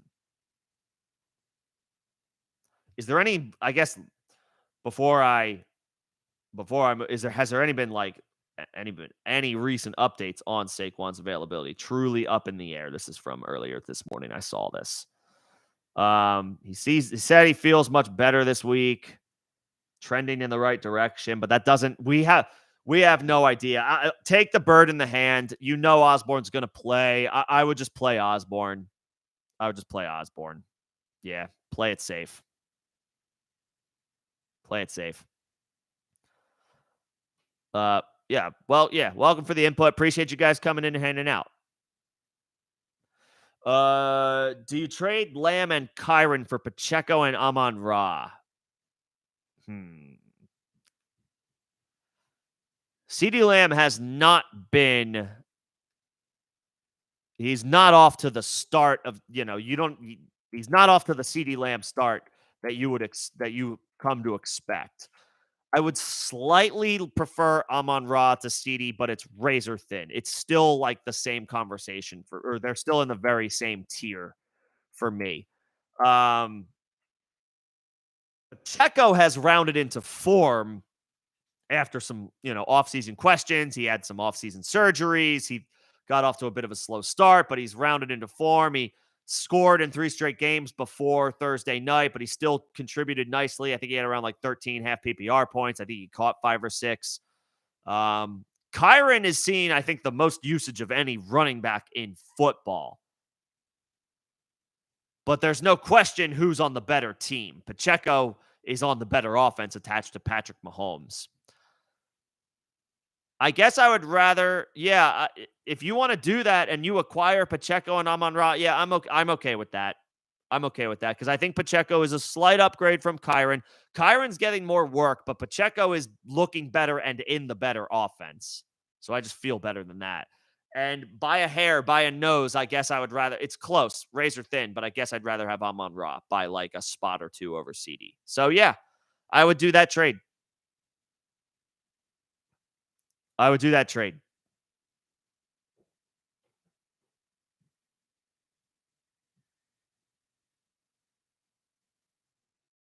Yeah. And yeah, just to wrap that up, Xavier, thoughts. I mean, Jefferson is incredibly volatile rest of year. If you have him and you're not 5-0 and cruising, maybe look to move him for whatever you can get. If you're thinking about acquiring him, you're only acquiring him if you are 4-1 or 5-0 and you are loaded. That's the only scenario. Yeah. If my team kicks ass, like I am clear top 3 team in the league, and on paper nothing's changing that, then sure, buy low on Justin Jefferson or hang on to him if you have him. But if you're any other situation, I don't think I want him. I don't think I want him. Cook or Osborne? Cook. Let's fire up the running back. Last week was one bad game. Cook's been heavily involved and has been good for the Bills. Get right spot at home against the Giants. They should control this game. They should be running the ball. And the Bills aren't afraid to just run up the score in general when they play inferior opponents. Cook. Even in full PPR, James Cook. As far as the defense, I'm taking the Falcons. The Raiders are a good option. Raiders are a good option. The Patriots are floundering. On offense. But I think the Falcons are a better unit, and they have a good matchup as well. They're at home. They're good at stopping the run. Washington wants to run the ball. The Atlanta Falcons are good at stopping the run. Sam Howell, he put up big numbers last week, but that was because he had to, because the Washington got down big to the Bears. Second straight road game for Howell. Tough spot. Not as, Atlanta is a better defense than Chicago. I like the Falcons at home. The Raiders are at home too. The Patriots are floundering. They're a fine option as well, but I would prefer the Falcons.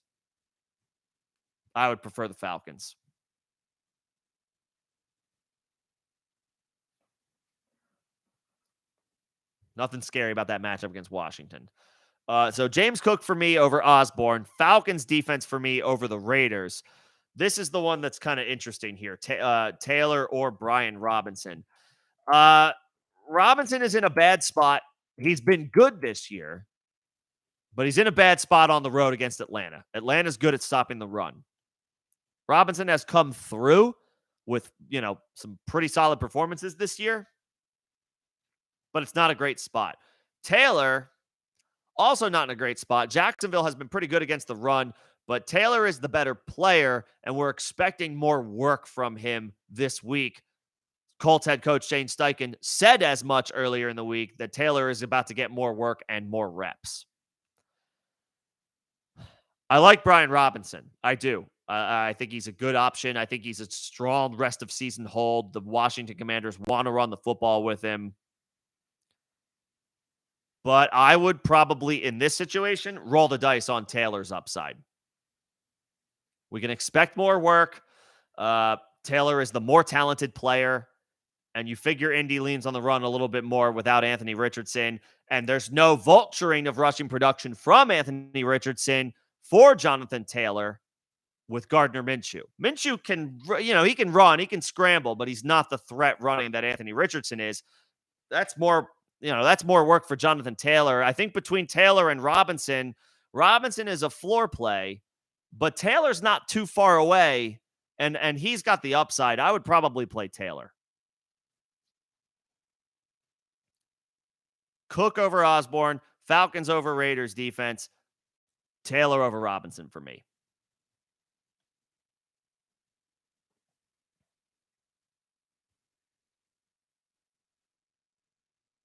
That's how I feel about that. Trading away Kamara for CeeDee Lamb. I don't like I don't think I like that.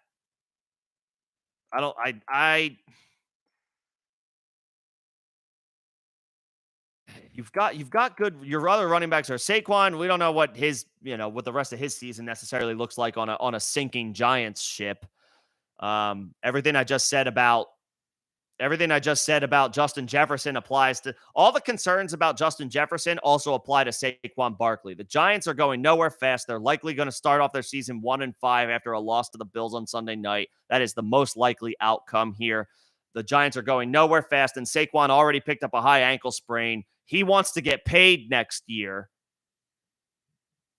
Is he going to risk his body for a dead Giants team?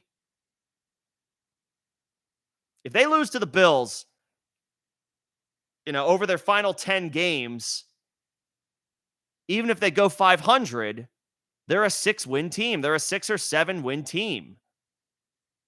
That's not going to the playoffs. That is not, 6 or 7 wins, you're not going to the playoffs. Is Saquon really going to put his body on the line when he can get more money, when he can get another contract next year?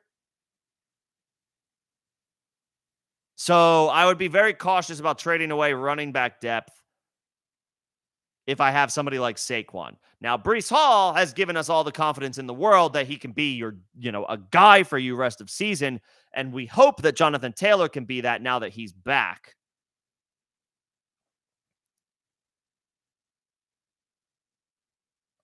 I don't think I want to do that. You've got really good options at running back, 4 really strong options. Adams is a wide receiver 1. Amari, you're going to have to wait on for a little bit because of Deshaun Watson's injury. Godwin is past his bye week now and has been steady, has been consistent. And Terry McLaurin is still a guy that you can mostly rely on as a wide receiver 2, even though it's a little bit of a tough spot for him week over week. I would need a low end. And CD has not been CD yet.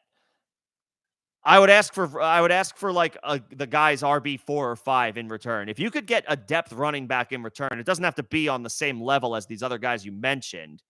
If you can get a depth running back in return, then okay, fine. And I think you can ask for that right now because Kamara is off to a strong start since he returned, and CeeDee Lamb has not been CeeDee Lamb yet this year. I would ask for an RB 4 or 5 in return just to give yourself some depth back. If you can pull that off, then okay, fine. If you can pull that off, then okay, fine. But 1 for 1, given that you have Saquon, who I'm a little concerned about for the rest of his season, I would be wanting to protect my running back depth. I would want to protect my running back depth. Traded away Nico and London for Deontay.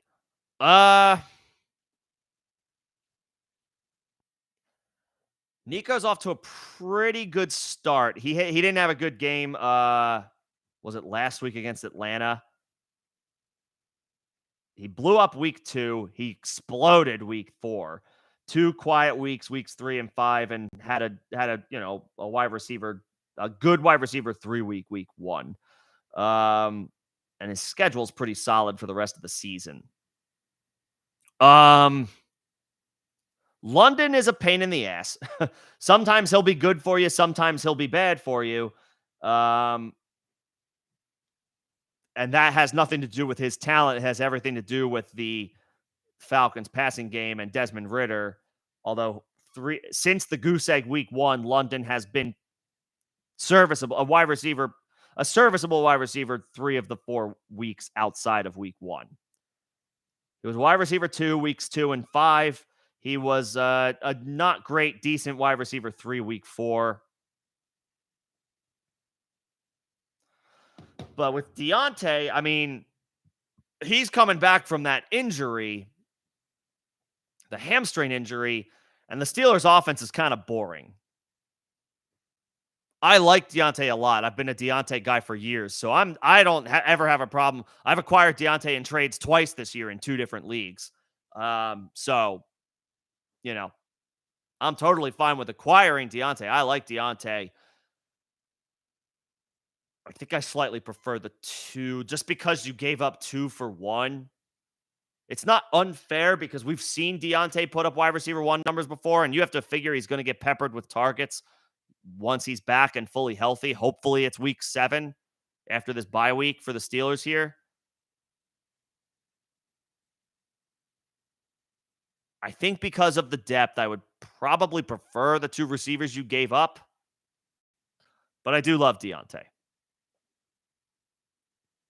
Hopefully he can actually score some touchdowns this season, which was not his fault last year why he didn't end up with any. This Steelers offense is just very meh, you know?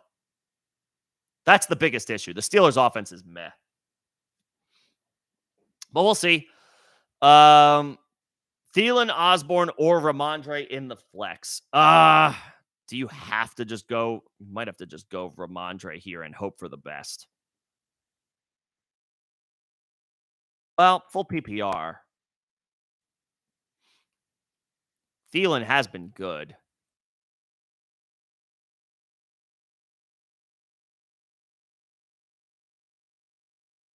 Thielen's been pretty good. Thielen, he's been a wide receiver 1. Ramondre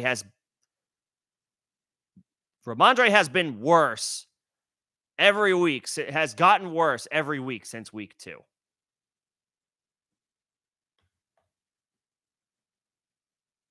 Thielen over Osborne, Thielen over Ramondre.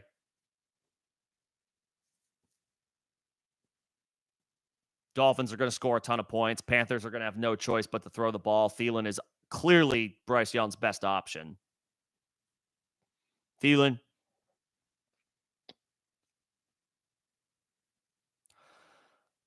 Flex 1 between Robinson, Osborne, Olave, and Foreman. I mean, it's got to be Olave. It's got to be Olave.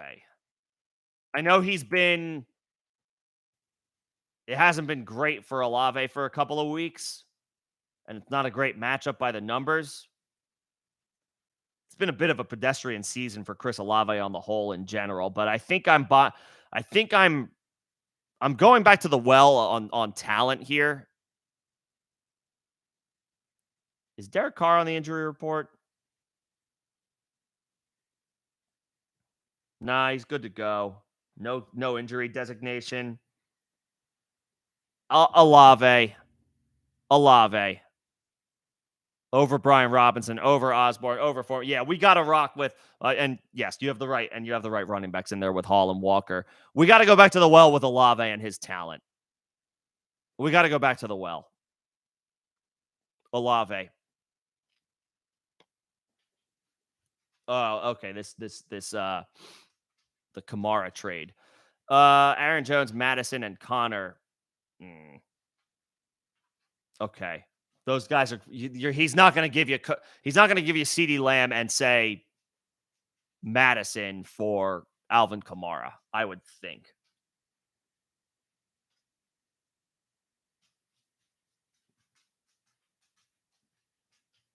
I would just tell the guy. I would just tell him, look, I don't know if I can trust Saquon for the rest of the season. I can't. I don't know that I can give up running back depth. Yes, CeeDee Lamb is awesome, but he hasn't been CeeDee Lamb for the most part this year. And I don't know if I want to give up valuable running back depth without getting something in return.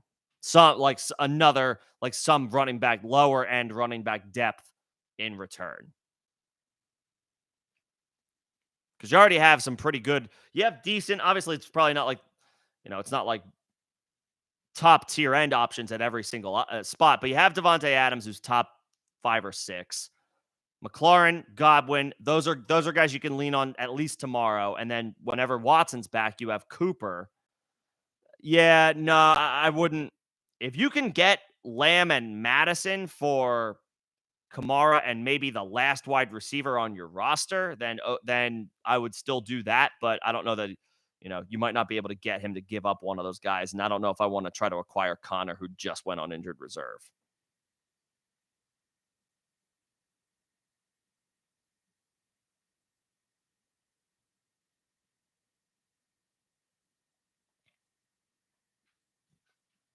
Okay, he had Chubb. So he's probably in the same boat. He's not looking to give up running back depth. He's looking to acquire it. Yeah, I would probably protect yourself because you have Saquon and we haven't seen Taylor be Taylor yet. I would wait a week. I would wait a week. I wouldn't do anything just yet. I wouldn't do anything. I would fire up um, Adams, McLaurin, Godwin as your wide receivers. Adams, Godwin, if you can only start two, and then Taylor, Kamara, and Brees Hall are your starters. And you can wait. You can put Saquon on the bench. We don't know if he's going to play Sunday night. Yeah, I would wait. I would wait a week. Maybe revisit this in a week. I would hang on to Kamara. Uh, I'm on Rob Moore or Keenan Allen. Is this start 2?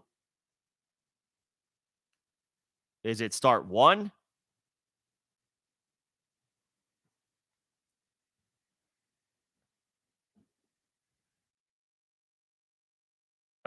If it's start 1,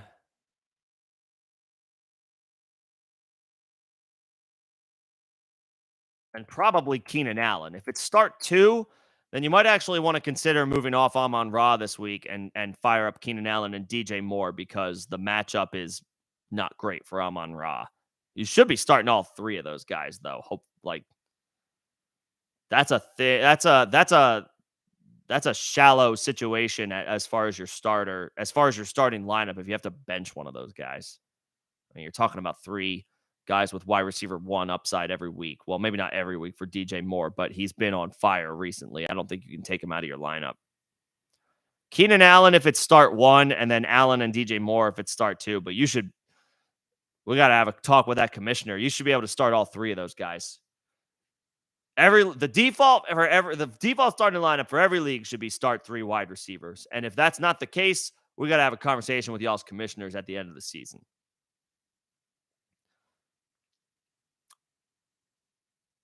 Other wide receivers, Amon Ra, Puka. Okay. Yeah. That's fine. I mean, if you wanted to consolidate Leotis, I don't know if I'm saying that correctly. I apologize if I'm not. If you wanted to consolidate and maybe you know, I don't know, free up a roster spot to grab a running back or something, I understand, but um those are good options. Puka, Amon Ra, wide receiver 1s, and then 3 strong wide receiver 2 options. You add Deontay to that, so that's decent depth. You got good, running backs are strong. I would have preferred if you maybe got like a throwaway running back in the deal, like a depth running back piece in the deal. But good team, good options. So, you know, if there's a guy if you wanted to consolidate, maybe free up a roster spot, add a running back, then okay. Okay. Start 3. These are some loaded options. This is what happens when you end up with a guy like Puka and you went wide receiver heavy to start your draft. It's like, holy shit, I got all these really good options. I know AJ Brown is in a brutal matchup, but you have to start him. You have to start Puka. Like, how wild is it that Puka has turned himself into over all of these other really strong options? It's like, no, you got to start Puka. Yeah. We have to start Puka. CD's in a really good matchup, so you probably need to start him too. And then it's Ridley or Amon Ra. Yeah, no, excuse me. Ridley or not Amon Ra. Um AJ Brown, that's what I meant. So Puka is a must start. I would say CD. CD hasn't been CD this year, but this is a great matchup against the Chargers. So I think I'm firing up CD Lamb. Points should be scored on Monday night between the Cowboys and the Chargers. Puka and CD, I think, are your must starts. And then it's between AJ Brown and Ridley. Ridley gets the Colts. AJ gets Sauce Gardner and DJ Reed. I don't want to start, or I don't want to sit AJ Brown. I don't want to sit AJ Brown, but he's got far and away the worst matchup. Far and away, AJ Brown has the worst matchup. He's the type of dude who can beat any matchup. AJ Brown is that dude. He's not a guy that you typically take out of your lineup.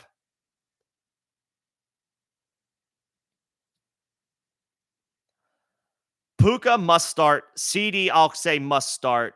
I'll say Calvin Ridley is your floor play and AJ Brown is your upside play.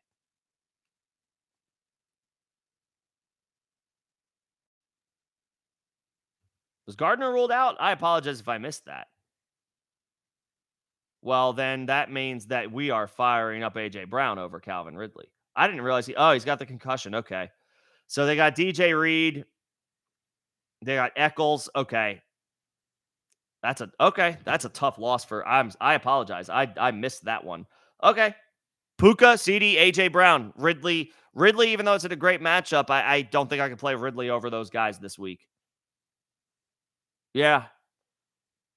Puka is proven to be must start. CD and AJ Brown. Yeah. Yeah. If Sauce is out, then DJ Reed can't defend both AJ Brown and Devontae Smith.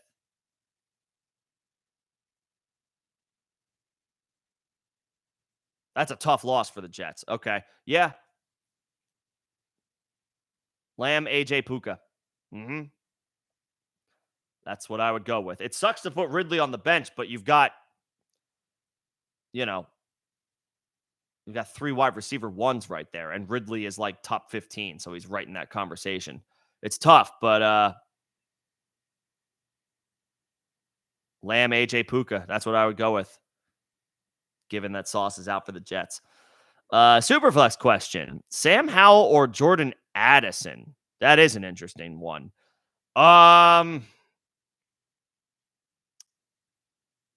Addison's stock is up, right? No Justin Jefferson. Great matchup against the Bears.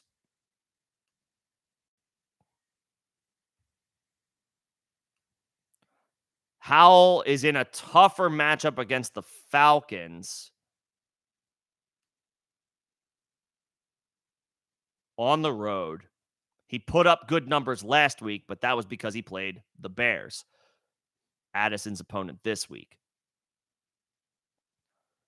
You figure Washington's going to have to throw more than they usually want to. The Falcons are good at stopping the run.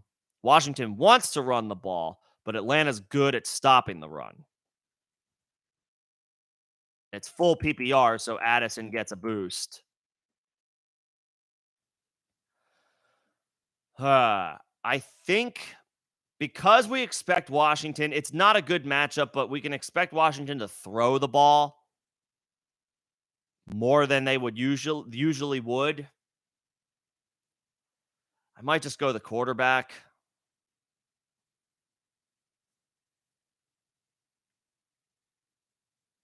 Full PPR. Addison's floor should be really, really strong, and it's nothing scary about that matchup.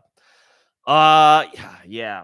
I'll say Howell is a floor play, but he's definitely got down. The ceiling is capped in the matchup. There's definite downside because the Falcons have a pretty good defense.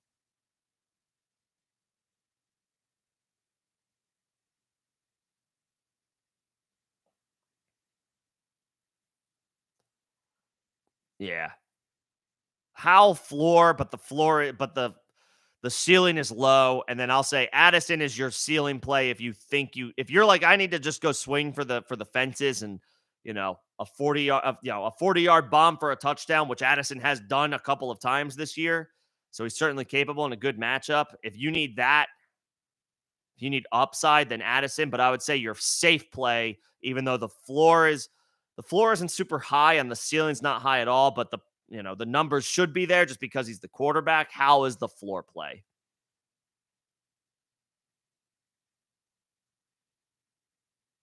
How's the floor play? I don't love it.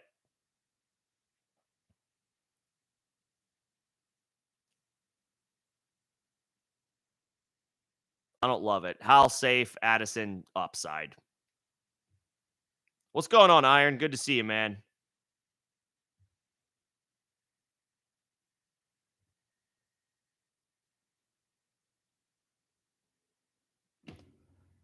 Start Hurts or Fields, dog. That's an impossible. That's an impossible situation to be in. I mean, Bears have the Vikings, but Hurts is Hurts. Hurts is Jalen Hurts. I think I just knowing that the Jets are without Sauce Gardner, that changes things a little bit. I would probably just. I know it's a bad matchup, but Jalen Hurts is like he's like one of the safest quarterbacks in fantasy football. Fields has had 2 good weeks and it's a good matchup, but like you probably have to just fire up Hurts.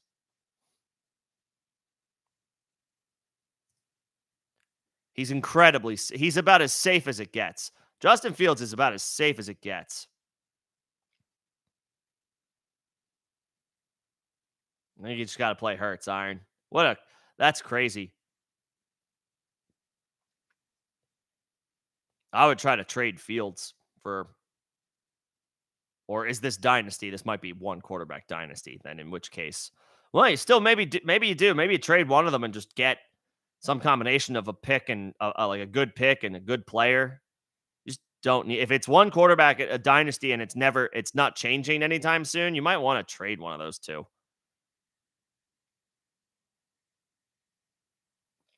Might want to trade one of those two. Dylan, if you want to post the matchup, I would encourage you post if you can. If you have Discord, I would encourage you that you post it in Discord.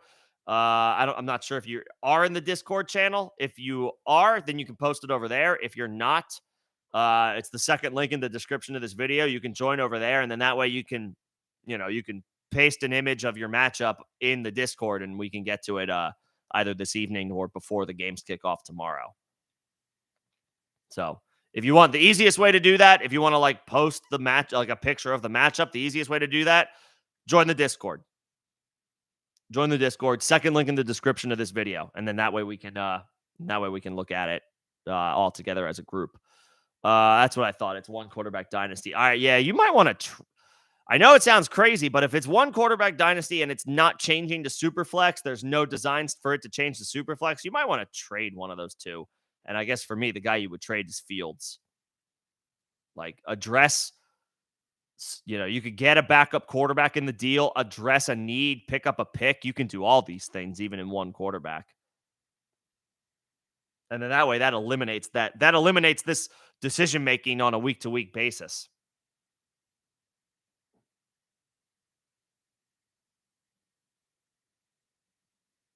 Yeah. Rashad White or Jonathan Taylor. White. I think I'm a bit more of a Rashad White guy than like the average person. I like Rashad White, and there's no Zach Moss in the Bucks backfield. Like nobody is like spelling Rashad White the way that Moss could get in there and spell Taylor, even though we expect Taylor's workload to go up starting tomorrow. I guess I would go White. He's at home for one more week, but I wouldn't be surprised if Taylor has at least a good enough performance this week where whether you start him or not, it's like, all right, by next week, it's like, yeah, he's back in the lineup. Like Taylor's back. I would say White is a floor play at home, even though it's not a great matchup against the Lions. Taylor is a little bit more boom bust for one more week, but he's trending up. Taylor's trending up in a big way.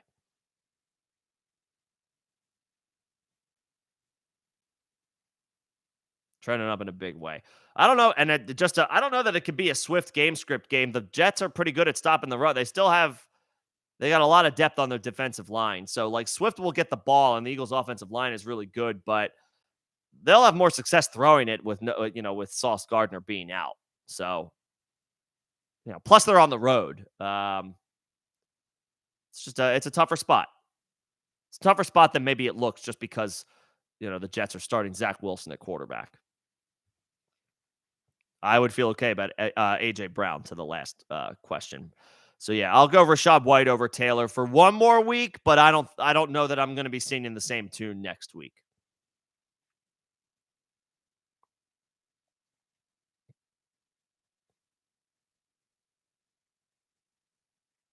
Yeah, not sure if I'm going to be singing the same tune. I think give it a couple more weeks.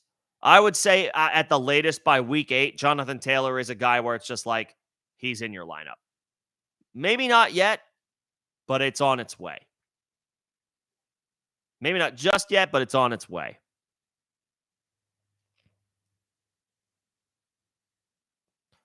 And gotcha, you had to consolidate the roster. Yeah, I mean, look, in theory, Deontay could be better than both of those guys. London seems to have found a little bit of something in that Falcons offense, but it's still obviously difficult to trust week to week.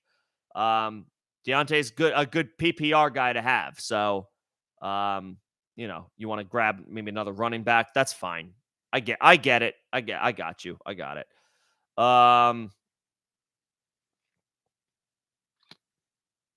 Tyler, if you have Justin Tucker, you just fire him up. Fair. Or is this are they on bye next week? They are. They're on bye next week, right? That's what the problem is. It depends on the schedule next week. The Saints are the Thursday night game, and generally speaking, there's more field goals. I don't know much about the Saints kicker. I'll be honest. I have to do a little bit more homework on him. What's his contributions been thus far? 12, 8, 4, 10, 14. That's pretty good. And they're at home. They're at home on a Thursday night. Yeah, the Saints kicker for week. If this is for a Justin Tucker bye week next week, the Saints kicker. Field goals are the over usually go, like, obviously not every game is the same, but generally speaking, the over on field goals kicked on Thursday Night Football hits. It's just something that happens a lot. Field goals are attempted and kicked more frequently on Thursday night. So if you need a spot start for Justin Tucker for just 1 week, sure. Take the dude who's performing. He's pretty well. He's only had like one down week, and he's on Thursday night. I would take that Saints kicker.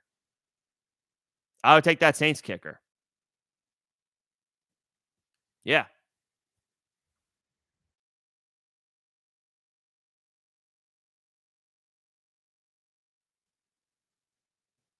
For Thursday night. And then obviously you can move back to Tucker for the rest of the season after that. Downs or Foreman in full PPR. I would say they're in the same exact bracket as far as like expectations go. Downs obviously gets a bit of a boost because it's full PPR scoring. And he had a nice week last week in a great matchup against Tennessee. It's another good one against Jacksonville. And Gardner Minshew's in there.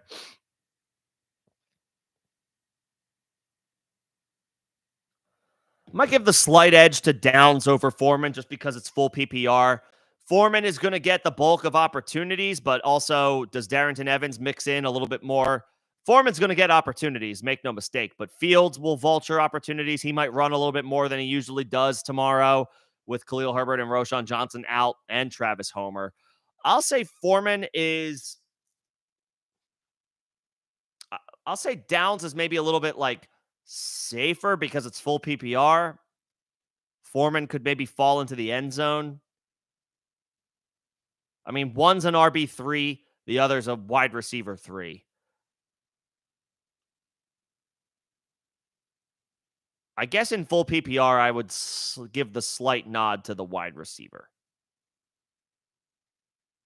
It's really close between Foreman and Downs for me. I guess I would give the slight nod to the wide receiver. in full PPR. I'll say Downs, slightly Downs over Foreman, but but either should be okay. But I guess I would slightly lean Downs because it's full PPR. Chuba or Pierce in standard scoring. I probably would just go. Pierce has New Orleans at home. Chuba is on the road against Miami. He's not the regular starter. Pierce is.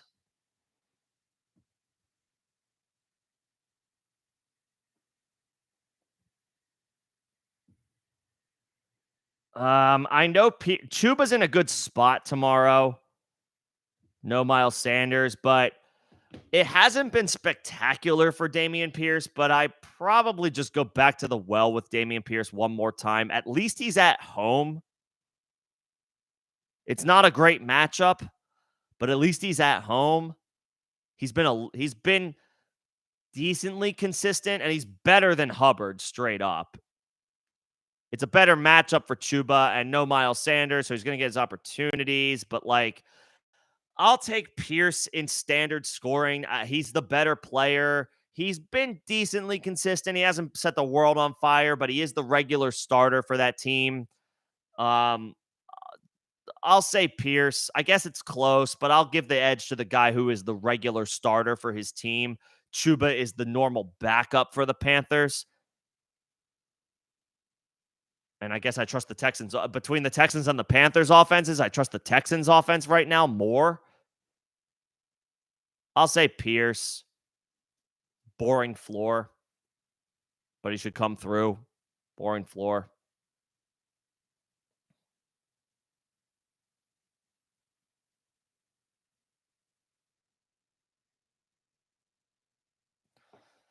Uh, is this a trade question? Eckler for Montgomery and a player like Thielen and Rice or Gibbs?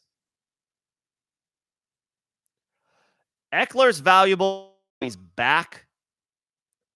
And I think I read, generally speaking, like his specific injury, the re-injury risk is not super high, which is good.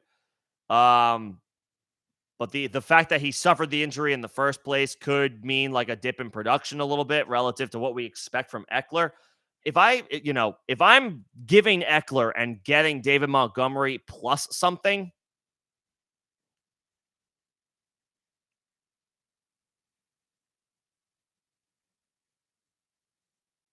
I'd rather have Montgomery and the piece. Montgomery's on a tear right now. He's not going away. That Detroit offensive line is really good, top 3 in the league. Montgomery has the Jamal Williams role, the same one that led to 17 or 8, whatever however many touchdowns Jamal Williams got last year. Montgomery's in that role. Even if Gibbs comes into his own and starts to contribute, I mean, Montgomery's not going anywhere. You're giving up Montgomery. So, no, I would hold. I wouldn't. I think you have. No, I would hold what you have. I would hold what you have. Like, is Eckler valuable? Of course he's valuable, but I think David Montgomery is, at least for this season, a guy I'd rather have. Plus, you'd have to give up another piece. Eckler's awesome. Historically great player. Historically, he has been a really good player. But advanced age, coming off the injury, Montgomery's on a tear right now. Plus, you'd have to give up an extra piece. I say no. I would keep Montgomery and I would keep your depth. I would keep your depth. For your flex, Daniel, James Cook. Ride the running back. I know he had a bad game last week. So did the Bills' offense was off to Allen and Diggs eventually, they came around, but the offense started off slow. They were, not a great game for them in London. Cook has been solid. He's been consistent. It's a get right spot for him against the Giants. The Bills should control that game. They should handle that game. Give me James Cook. T. Higgins, I don't know what T. Higgins can give the Bengals tomorrow. He's still on the injury report. He's still dealing with a broken rib. That's going to hurt. I'll take James Cook. I'll take James Cook.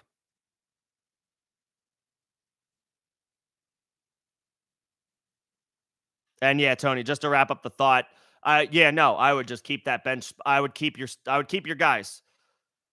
Nah, I don't want to do. I don't want to give up Montgomery plus for Eckler. I don't want. I do not want to do that. Nope. I'm good with keeping Montgomery, and I'm good with keeping my depth.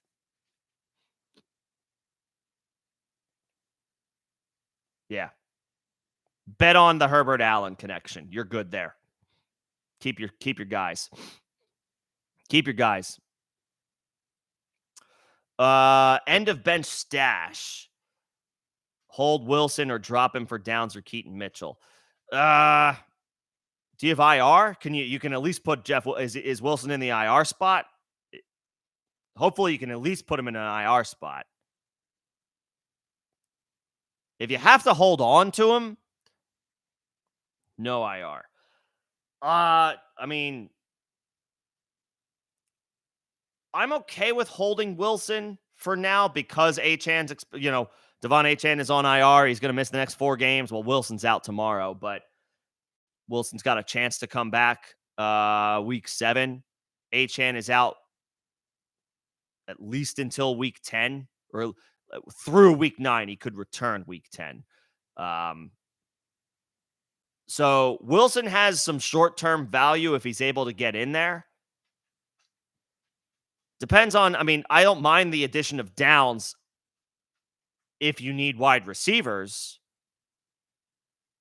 But if you don't need, if you're set at wide receiver, if you're picking up Downs just to pick up a healthy body, let me put it this way. All things equal, I'd rather have a running back I'm waiting on for a couple weeks than a random wide receiver that I could theoretically rely on right now. If that makes sense. The running back depth is just so volatile and so valuable. It's tough to part with unless I absolutely need some wide receiver help, whether it's this week or next week with a bunch of buys. I would tentatively hold Jeff Wilson, at least for now.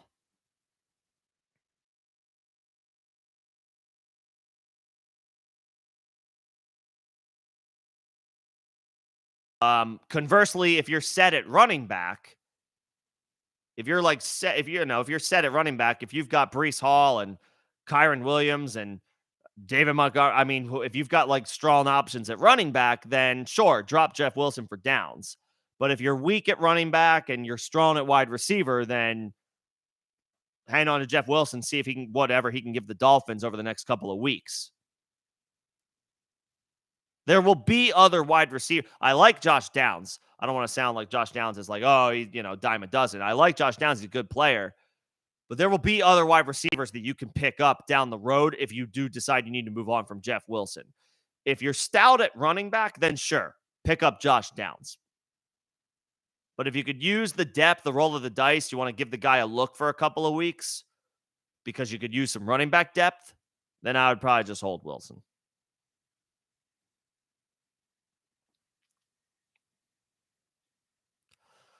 Speaking of running back stashes, is Keaton Mitchell a stash?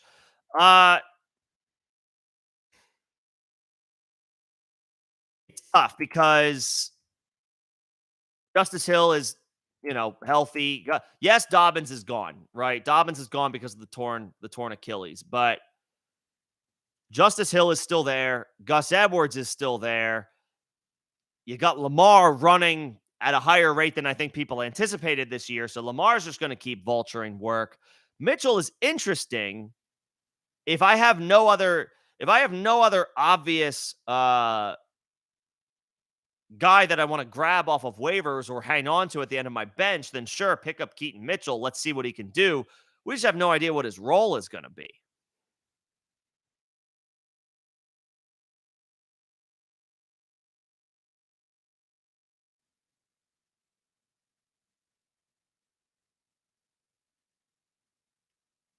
Justice Hill is going to run ahead of him this week. Gus Edwards is going to run ahead of this week.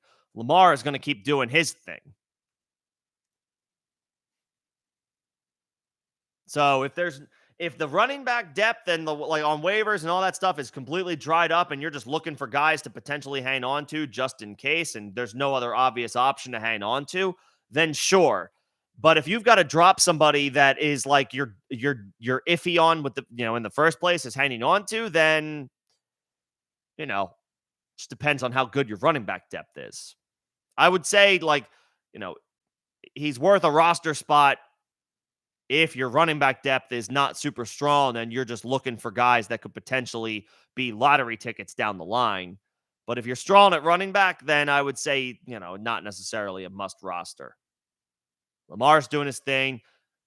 Obviously, Justice Hill and Gus Edwards aren't exactly world beaters, but they're both good players and they're both contributing right now. So, I mean, there's only so much like confidence I can throw Keaton Mitchell's way as he's intriguing, but like we just don't know. We just don't know what he's going to be.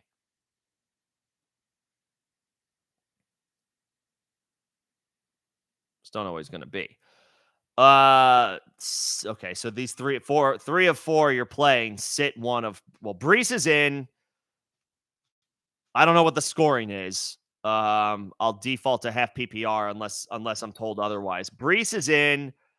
Swift is in. Between Metcalf and Adam Thielen. Thielen is the bench. Thielen is the guy you sit.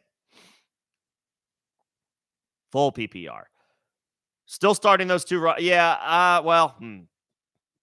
Adam Thielen. That's where Adam Thielen's value is, right? In full PPR.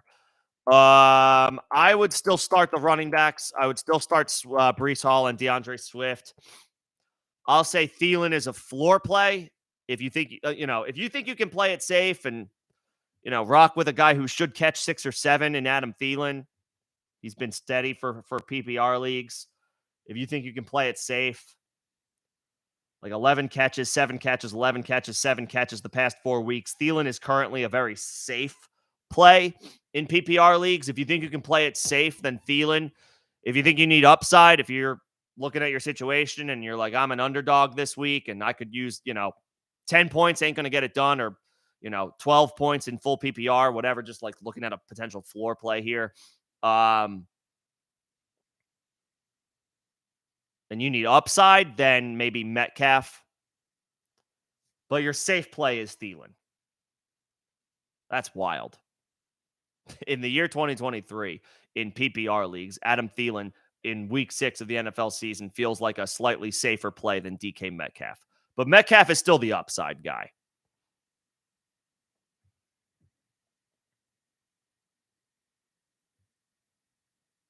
Metcalf is still the upside guy.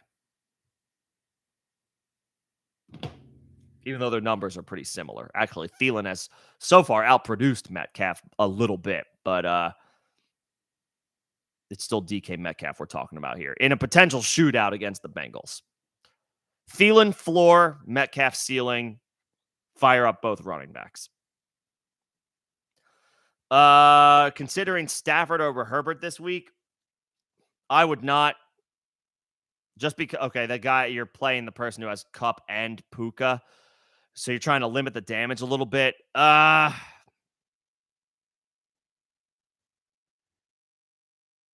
don't think I would. Close. It's awfully close. Herbert's in a good spot on Monday night. It's a tough matchup, but he's at home.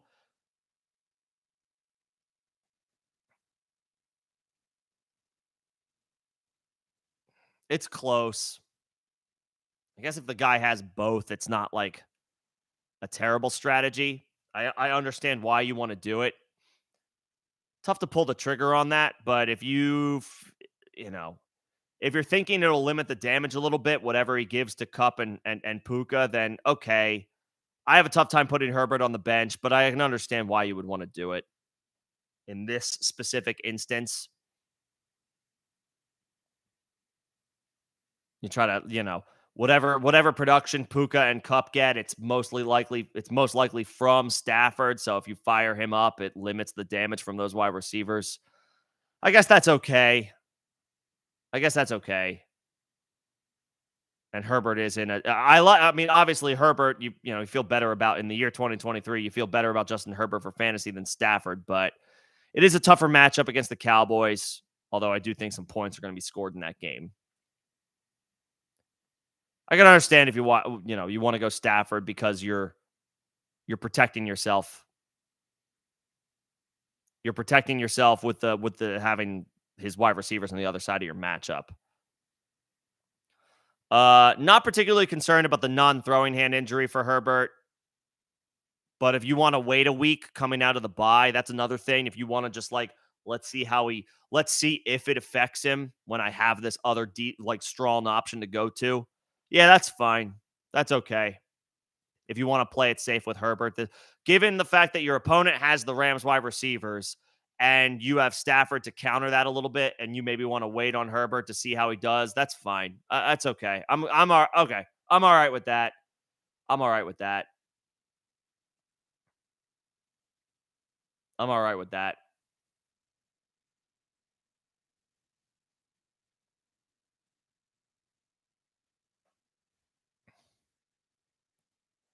And then, okay, let me see, Jelly. Let's see. You have Montgomery and Kyron, okay, and then you're really good at wide receiver.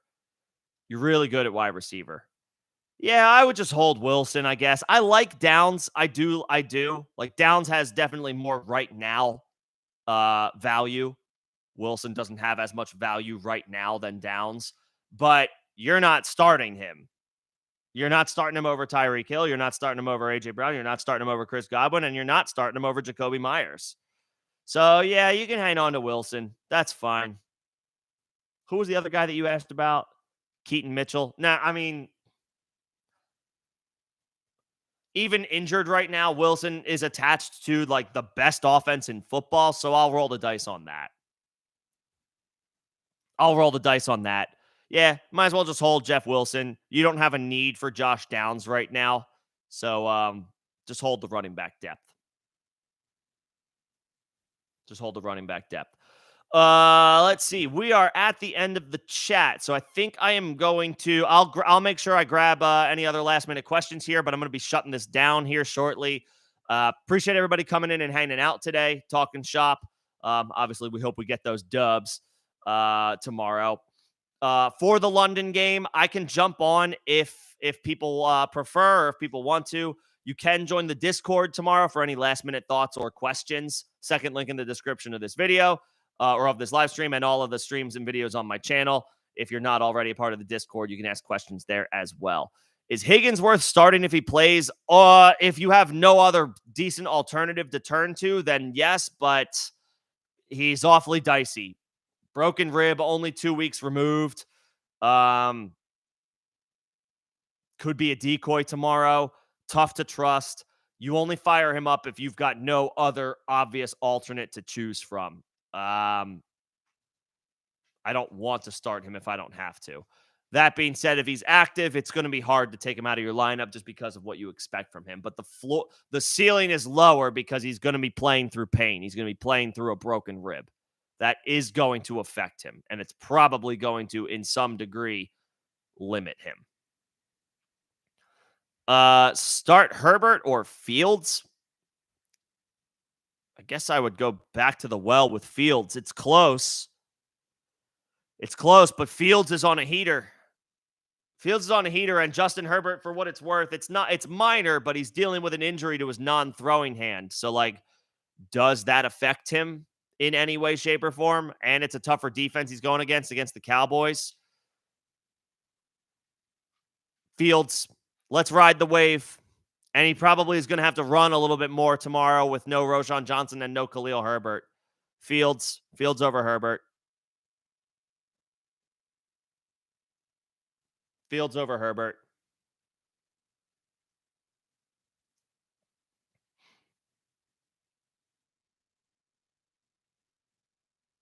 Yeah, Fields over Herbert. Tony, the team looks pretty strong. It looks pretty good. You're pretty much hoping that Gibbs rounds the corner eventually. I know he's out this week, but you already have Montgomery. You have Kyron Williams. Good options at wide receiver.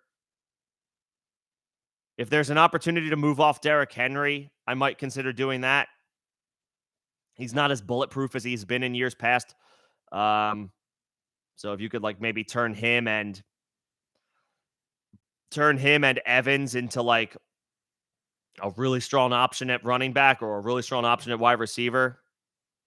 I'm not at like he's 1 week RB1. He's had an RB1 performance. He's had two RB2 performances, and then he's had one, I think, RB3 performance and an off the radar performance. Like he's been less bulletproof than vintage Derrick Henry usually is. You know, I would consider selling him off of name recognition with another piece like a Gabe Davis for like a for a really strong option at either running back or wide receiver.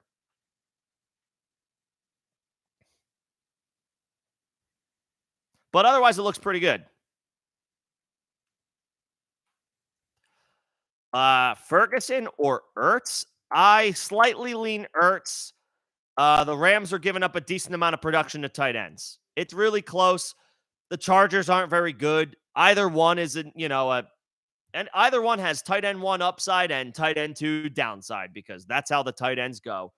Um, but the Rams are giving up, I think, the second or third most production to tight ends on the season. So Ertz should be just fine tomorrow in that matchup. I think I slightly lean Ertz. It's close, but I would go Ertz over Ferguson. It's close, but I would lean Ertz. And then Demercado or Salvin Ahmed. This is an injury bug question. That sucks that we're at this point, but this is what happens sometimes. I think Demercado is I would say he's the floor play here. I do think he's the more talented, the better option for the Cardinals over Keontae Ingram. I don't care that Keontae Ingram is listed as the starter. I think Demercado is the better player in that backfield, and I have less questions about his involvement tomorrow just because he's second on the depth chart. I would slightly lean Demercado. Ahmed might be like a, a somewhat decent like all or nothing play just because the Dolphins could run it up on the Panthers. And so maybe Ahmed gets some decent work, say in the second half. The Dolphins are just so much better than the Panthers. Like they should handle their business with ease. So maybe that means Ahmed gets into the game and he's got a little bit more upside. Demercado, I would say, is a little bit safer. Demercado's a little bit safer.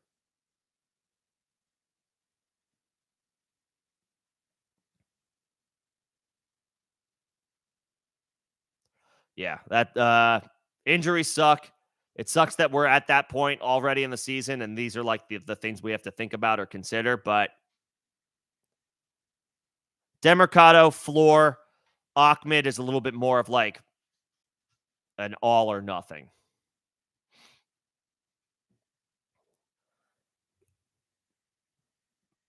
Yeah, tough spot there.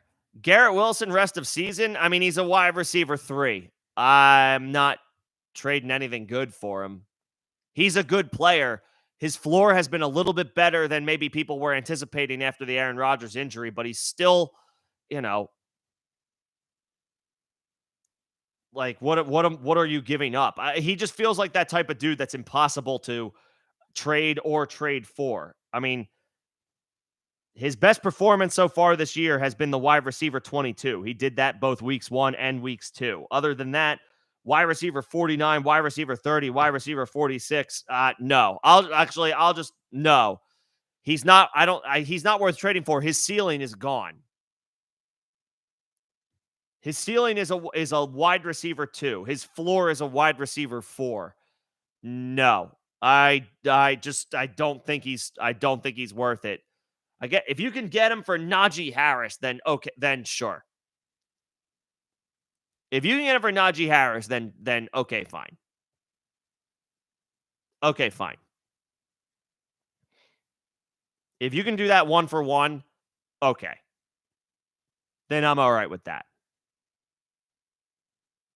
Yeah, you can unload Najee and acquire Garrett Wilson. All right. That one I'm willing to do. that one I'm willing to do. That I'm a little more willing to do. Let's see. Just wrapping up these last few questions. I will be shutting it down here shortly, guys, but I appreciate you guys coming in, hanging out, talking shop. If anybody needs more help, I usually do 11 a.m. Eastern start sit streams on Sunday mornings. I've been pivoting off of those during the game, during the weeks when there's a London game. So up in the air whether I jump on tomorrow. If people want me to, I certainly can. But I can be available in Discord. If you're not on Discord, if you want to join the Discord, second link in the description of this video. It's an evergreen invite. Um, it is free. I do give a little bit more love and attention to my members, but I will try to help the general public, especially on game day as well. So you can jump in there tomorrow morning if anything else pops up. Just wanted to throw that out there. But let me get to these last few questions in the chat before we wrap things up this evening. Picked up Baker. You lost A. Richardson. Do you trade Gus for Purdy?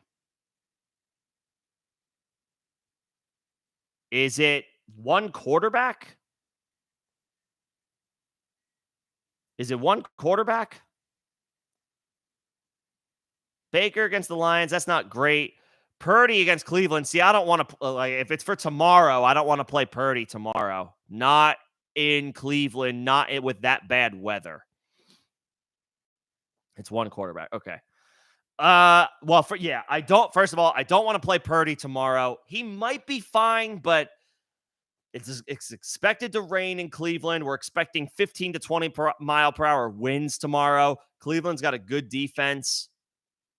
Not that I want to fire up Gus Edwards tomorrow against the Titans, but I really don't want to play Brock Purdy tomorrow. The weather is going to be really bad, and Cleveland's defense is solid.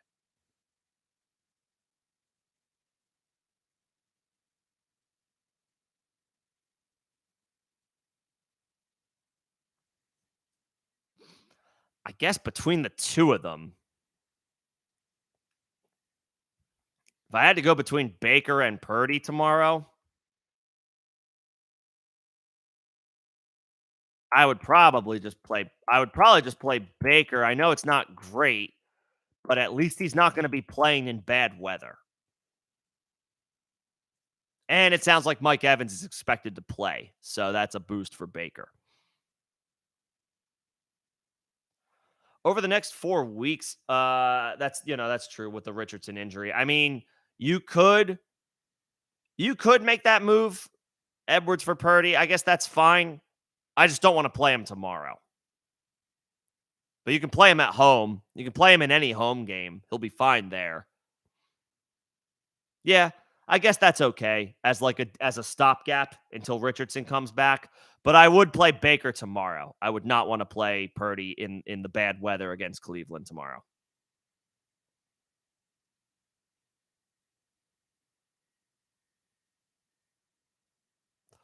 And yeah, happy to help. Samuel, Reynolds, Shark. If Higgins goes, if those are your options, yeah, you might just want to go Higgins and hope for the best. Although Curtis Samuel has not been bad. It's not a great matchup, but Samuel has been decent, especially the past 2 weeks, but it is a tougher matchup tomorrow. So yeah, maybe you just go with, if Higgins is out, then probably Curtis Samuel. But if Higgins is in, given those options, you probably just need to fire him up and hope for the best. What's going on, Crumply Heads? Good to see you. I hear you, family. Yeah, I had friends and family visit all last week. I was like, I'm just not going to get to streams this week. I feel bad, but it's just not going to happen. So no, I know how it is.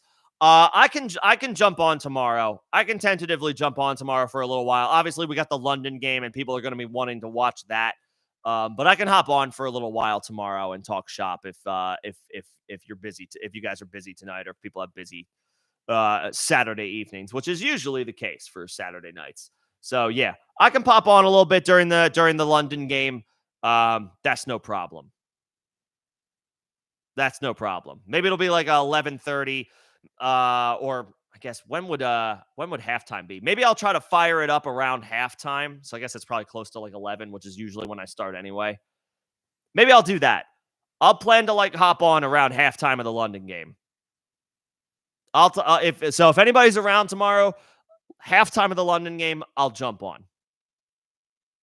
Halftime of the London game tomorrow, I'll jump on. We'll make that happen. Four receivers. Four receivers, only two spots available between Thielen, Gabe, Terry McLaurin, and Hopkins. Is it full PPR? Is it half PPR?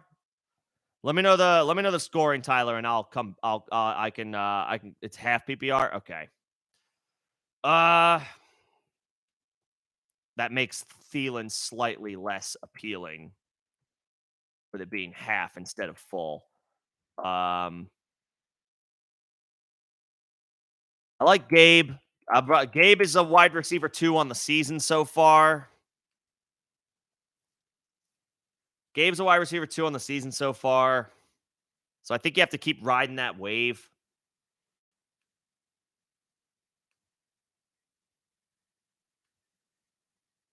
And then Hopkins, Terry McLaurin, Thielen.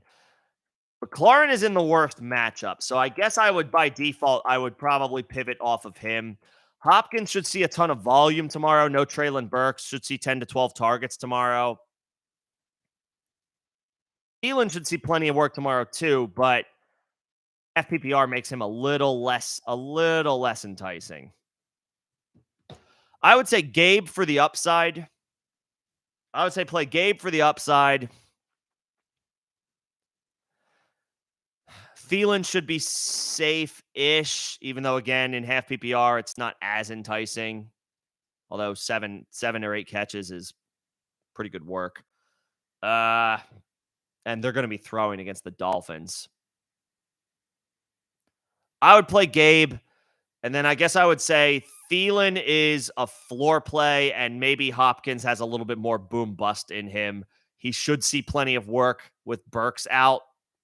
And the Titans are going to have to throw. They're 5.5-point underdogs tomorrow, so that's good game script for Hopkins. The Panthers are probably, like 10.5, maybe more point underdogs, so I guess that also lends to Thielen's potential. I'll say Thielen is a floor play, and Hopkins is a little bit more boom-bust. If you need 2 upside plays, then Gabe and Hopkins. If you want 1 upside play and 1 safe play, then maybe Gabe and Thielen. Tough spot.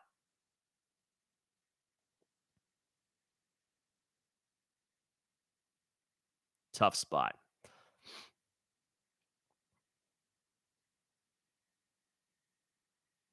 Henry or Thielen?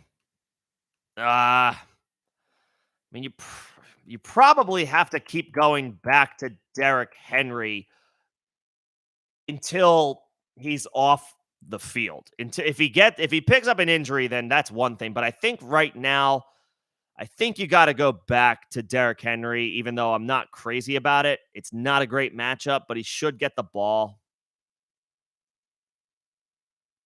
It's not a great matchup.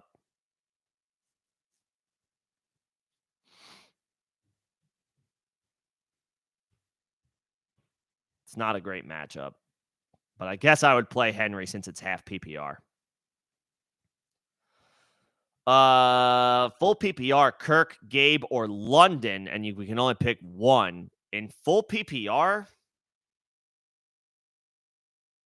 I like Kirk. If it's full PPR, I'll take the volume that Kirk has been getting the past few weeks.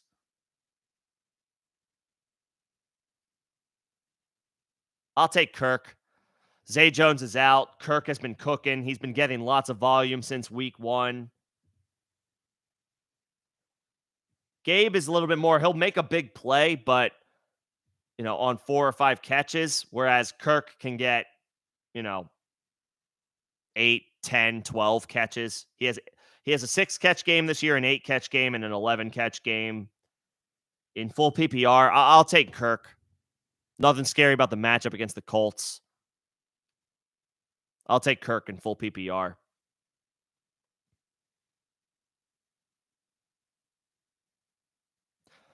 And yeah, got to the quarterback question about Purdy. Yeah, if you can give up Gus Edwards and get Purdy as a holdover for you for the next month, I'm okay with that. Not for tomorrow, but just moving forward, I'm okay with that. I'm okay with that. And yeah, I agree with Cece. I'd play between the two of them. I'd play Baker tomorrow. Let's see, Tyler. I got your question already. Madison or Rashad White? Madison's got the Bears. Rashad White's got the Lions. I think Rashad White is the better player, but Madison has the much better matchup. I think Rashad White is the better player in the worst situation. Madison has the better matchup.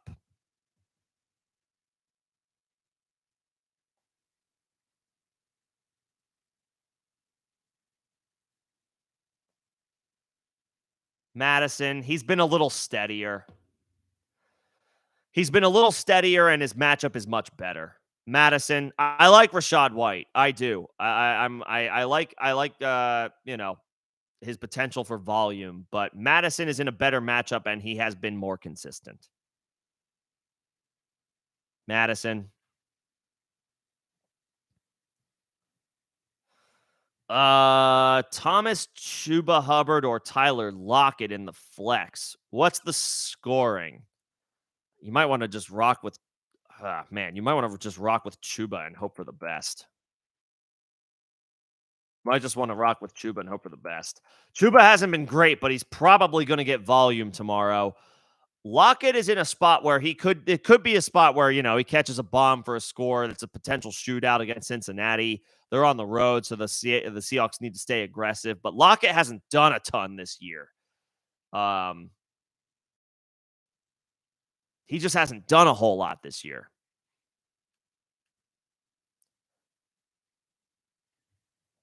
Michael Thomas, I guess, not to completely rule him out. He does get a boost with Derek Carr being back. He's a floor play. Chuba, I'll roll the dice on. I expect him to get some volume. Chuba floor, Lockett if you think you need upside. If you're like, if you're thinking to yourself like 8 to 10 points is not going to cut it. If 8 to 10 points can, if you can deal with that from your flex, then Chuba. But if you need to swing for the fences and maybe like you're an underdog situation, then maybe Lockett and just hope that he can catch a bomb.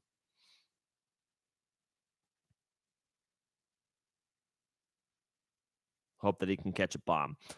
Let's see. Collins or Hopkins? Because Tank Dell is out. He's out with the concussion. Collins is going to see Marshawn Lattimore. I'll take Hopkins because there's no Treylon Burks for Tennessee. And it's not as tough of a matchup. Collins has to go up against Lattimore. That's a tougher matchup. Hopkins has a slightly more favorable matchup than Collins does. And Burks is out. Yes, Tank Dell is out for Houston, but Burks is out for Tennessee. So I would think Hopkins sees 10 to 12 targets. And Tyler, I'm not benching Puka for damn near anybody. So is it you have to start one from those original guys? Then I would start Gabe and hope he scores and then hope he catches a touchdown for the fourth for whatever straight week it is. No, we're playing Puka. We're playing Puka. Don't care that Kupp is back. Kupp was back last week and looked like Cooper Kupp. Puka still finished with 7 for 70 and a touchdown. We're staying the course with Puka. Staying the course with Puka. No question. No question. We are firing him up.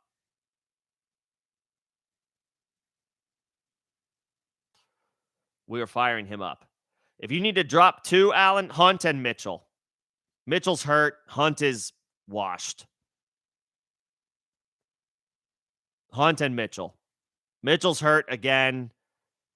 Can't stay healthy. Kareem Hunt brutal situation. The Browns' offense is not going to be good, most likely, with PJ Walker at the helm instead of Deshaun Watson, and Hunt is probably just washed. I think I got everybody. Did I get everybody? I think I got everybody. Um, Ask and you shall receive. I will be on tomorrow. So if I miss any questions last second here, I will be on tomorrow. Let's just say around 11 a.m. Eastern time, or maybe around halftime of the London game. I will jump on for a little bit and we can do any last minute start, sit, help tomorrow. You can also hit me in Discord. Second link in the description of this live stream, and any stream or any video on my channel. You can jump in there if you have any questions, if you can't join for the stream tomorrow. But be on the lookout, say 11 a.m. ish, around halftime of the London game between the Ravens and the Titans. I will jump on. If there are any last minute start sit questions tomorrow, we can address them then. Appreciate you guys all coming in tonight and hanging out. Hopefully everybody has a very good Saturday. Hopefully we get some wins tomorrow if I don't see y'all, but feel free to jump on back tomorrow. I will come online for a bit during the London game, maybe around halftime. If I don't see y'all, let's get some wins tomorrow. Let's keep a positive thing going. Hopefully we fire up the right choices. If you need anything tomorrow, just let me know. I will be around. Everybody have a good Saturday night. I will see y'all tomorrow. Thanks, everybody.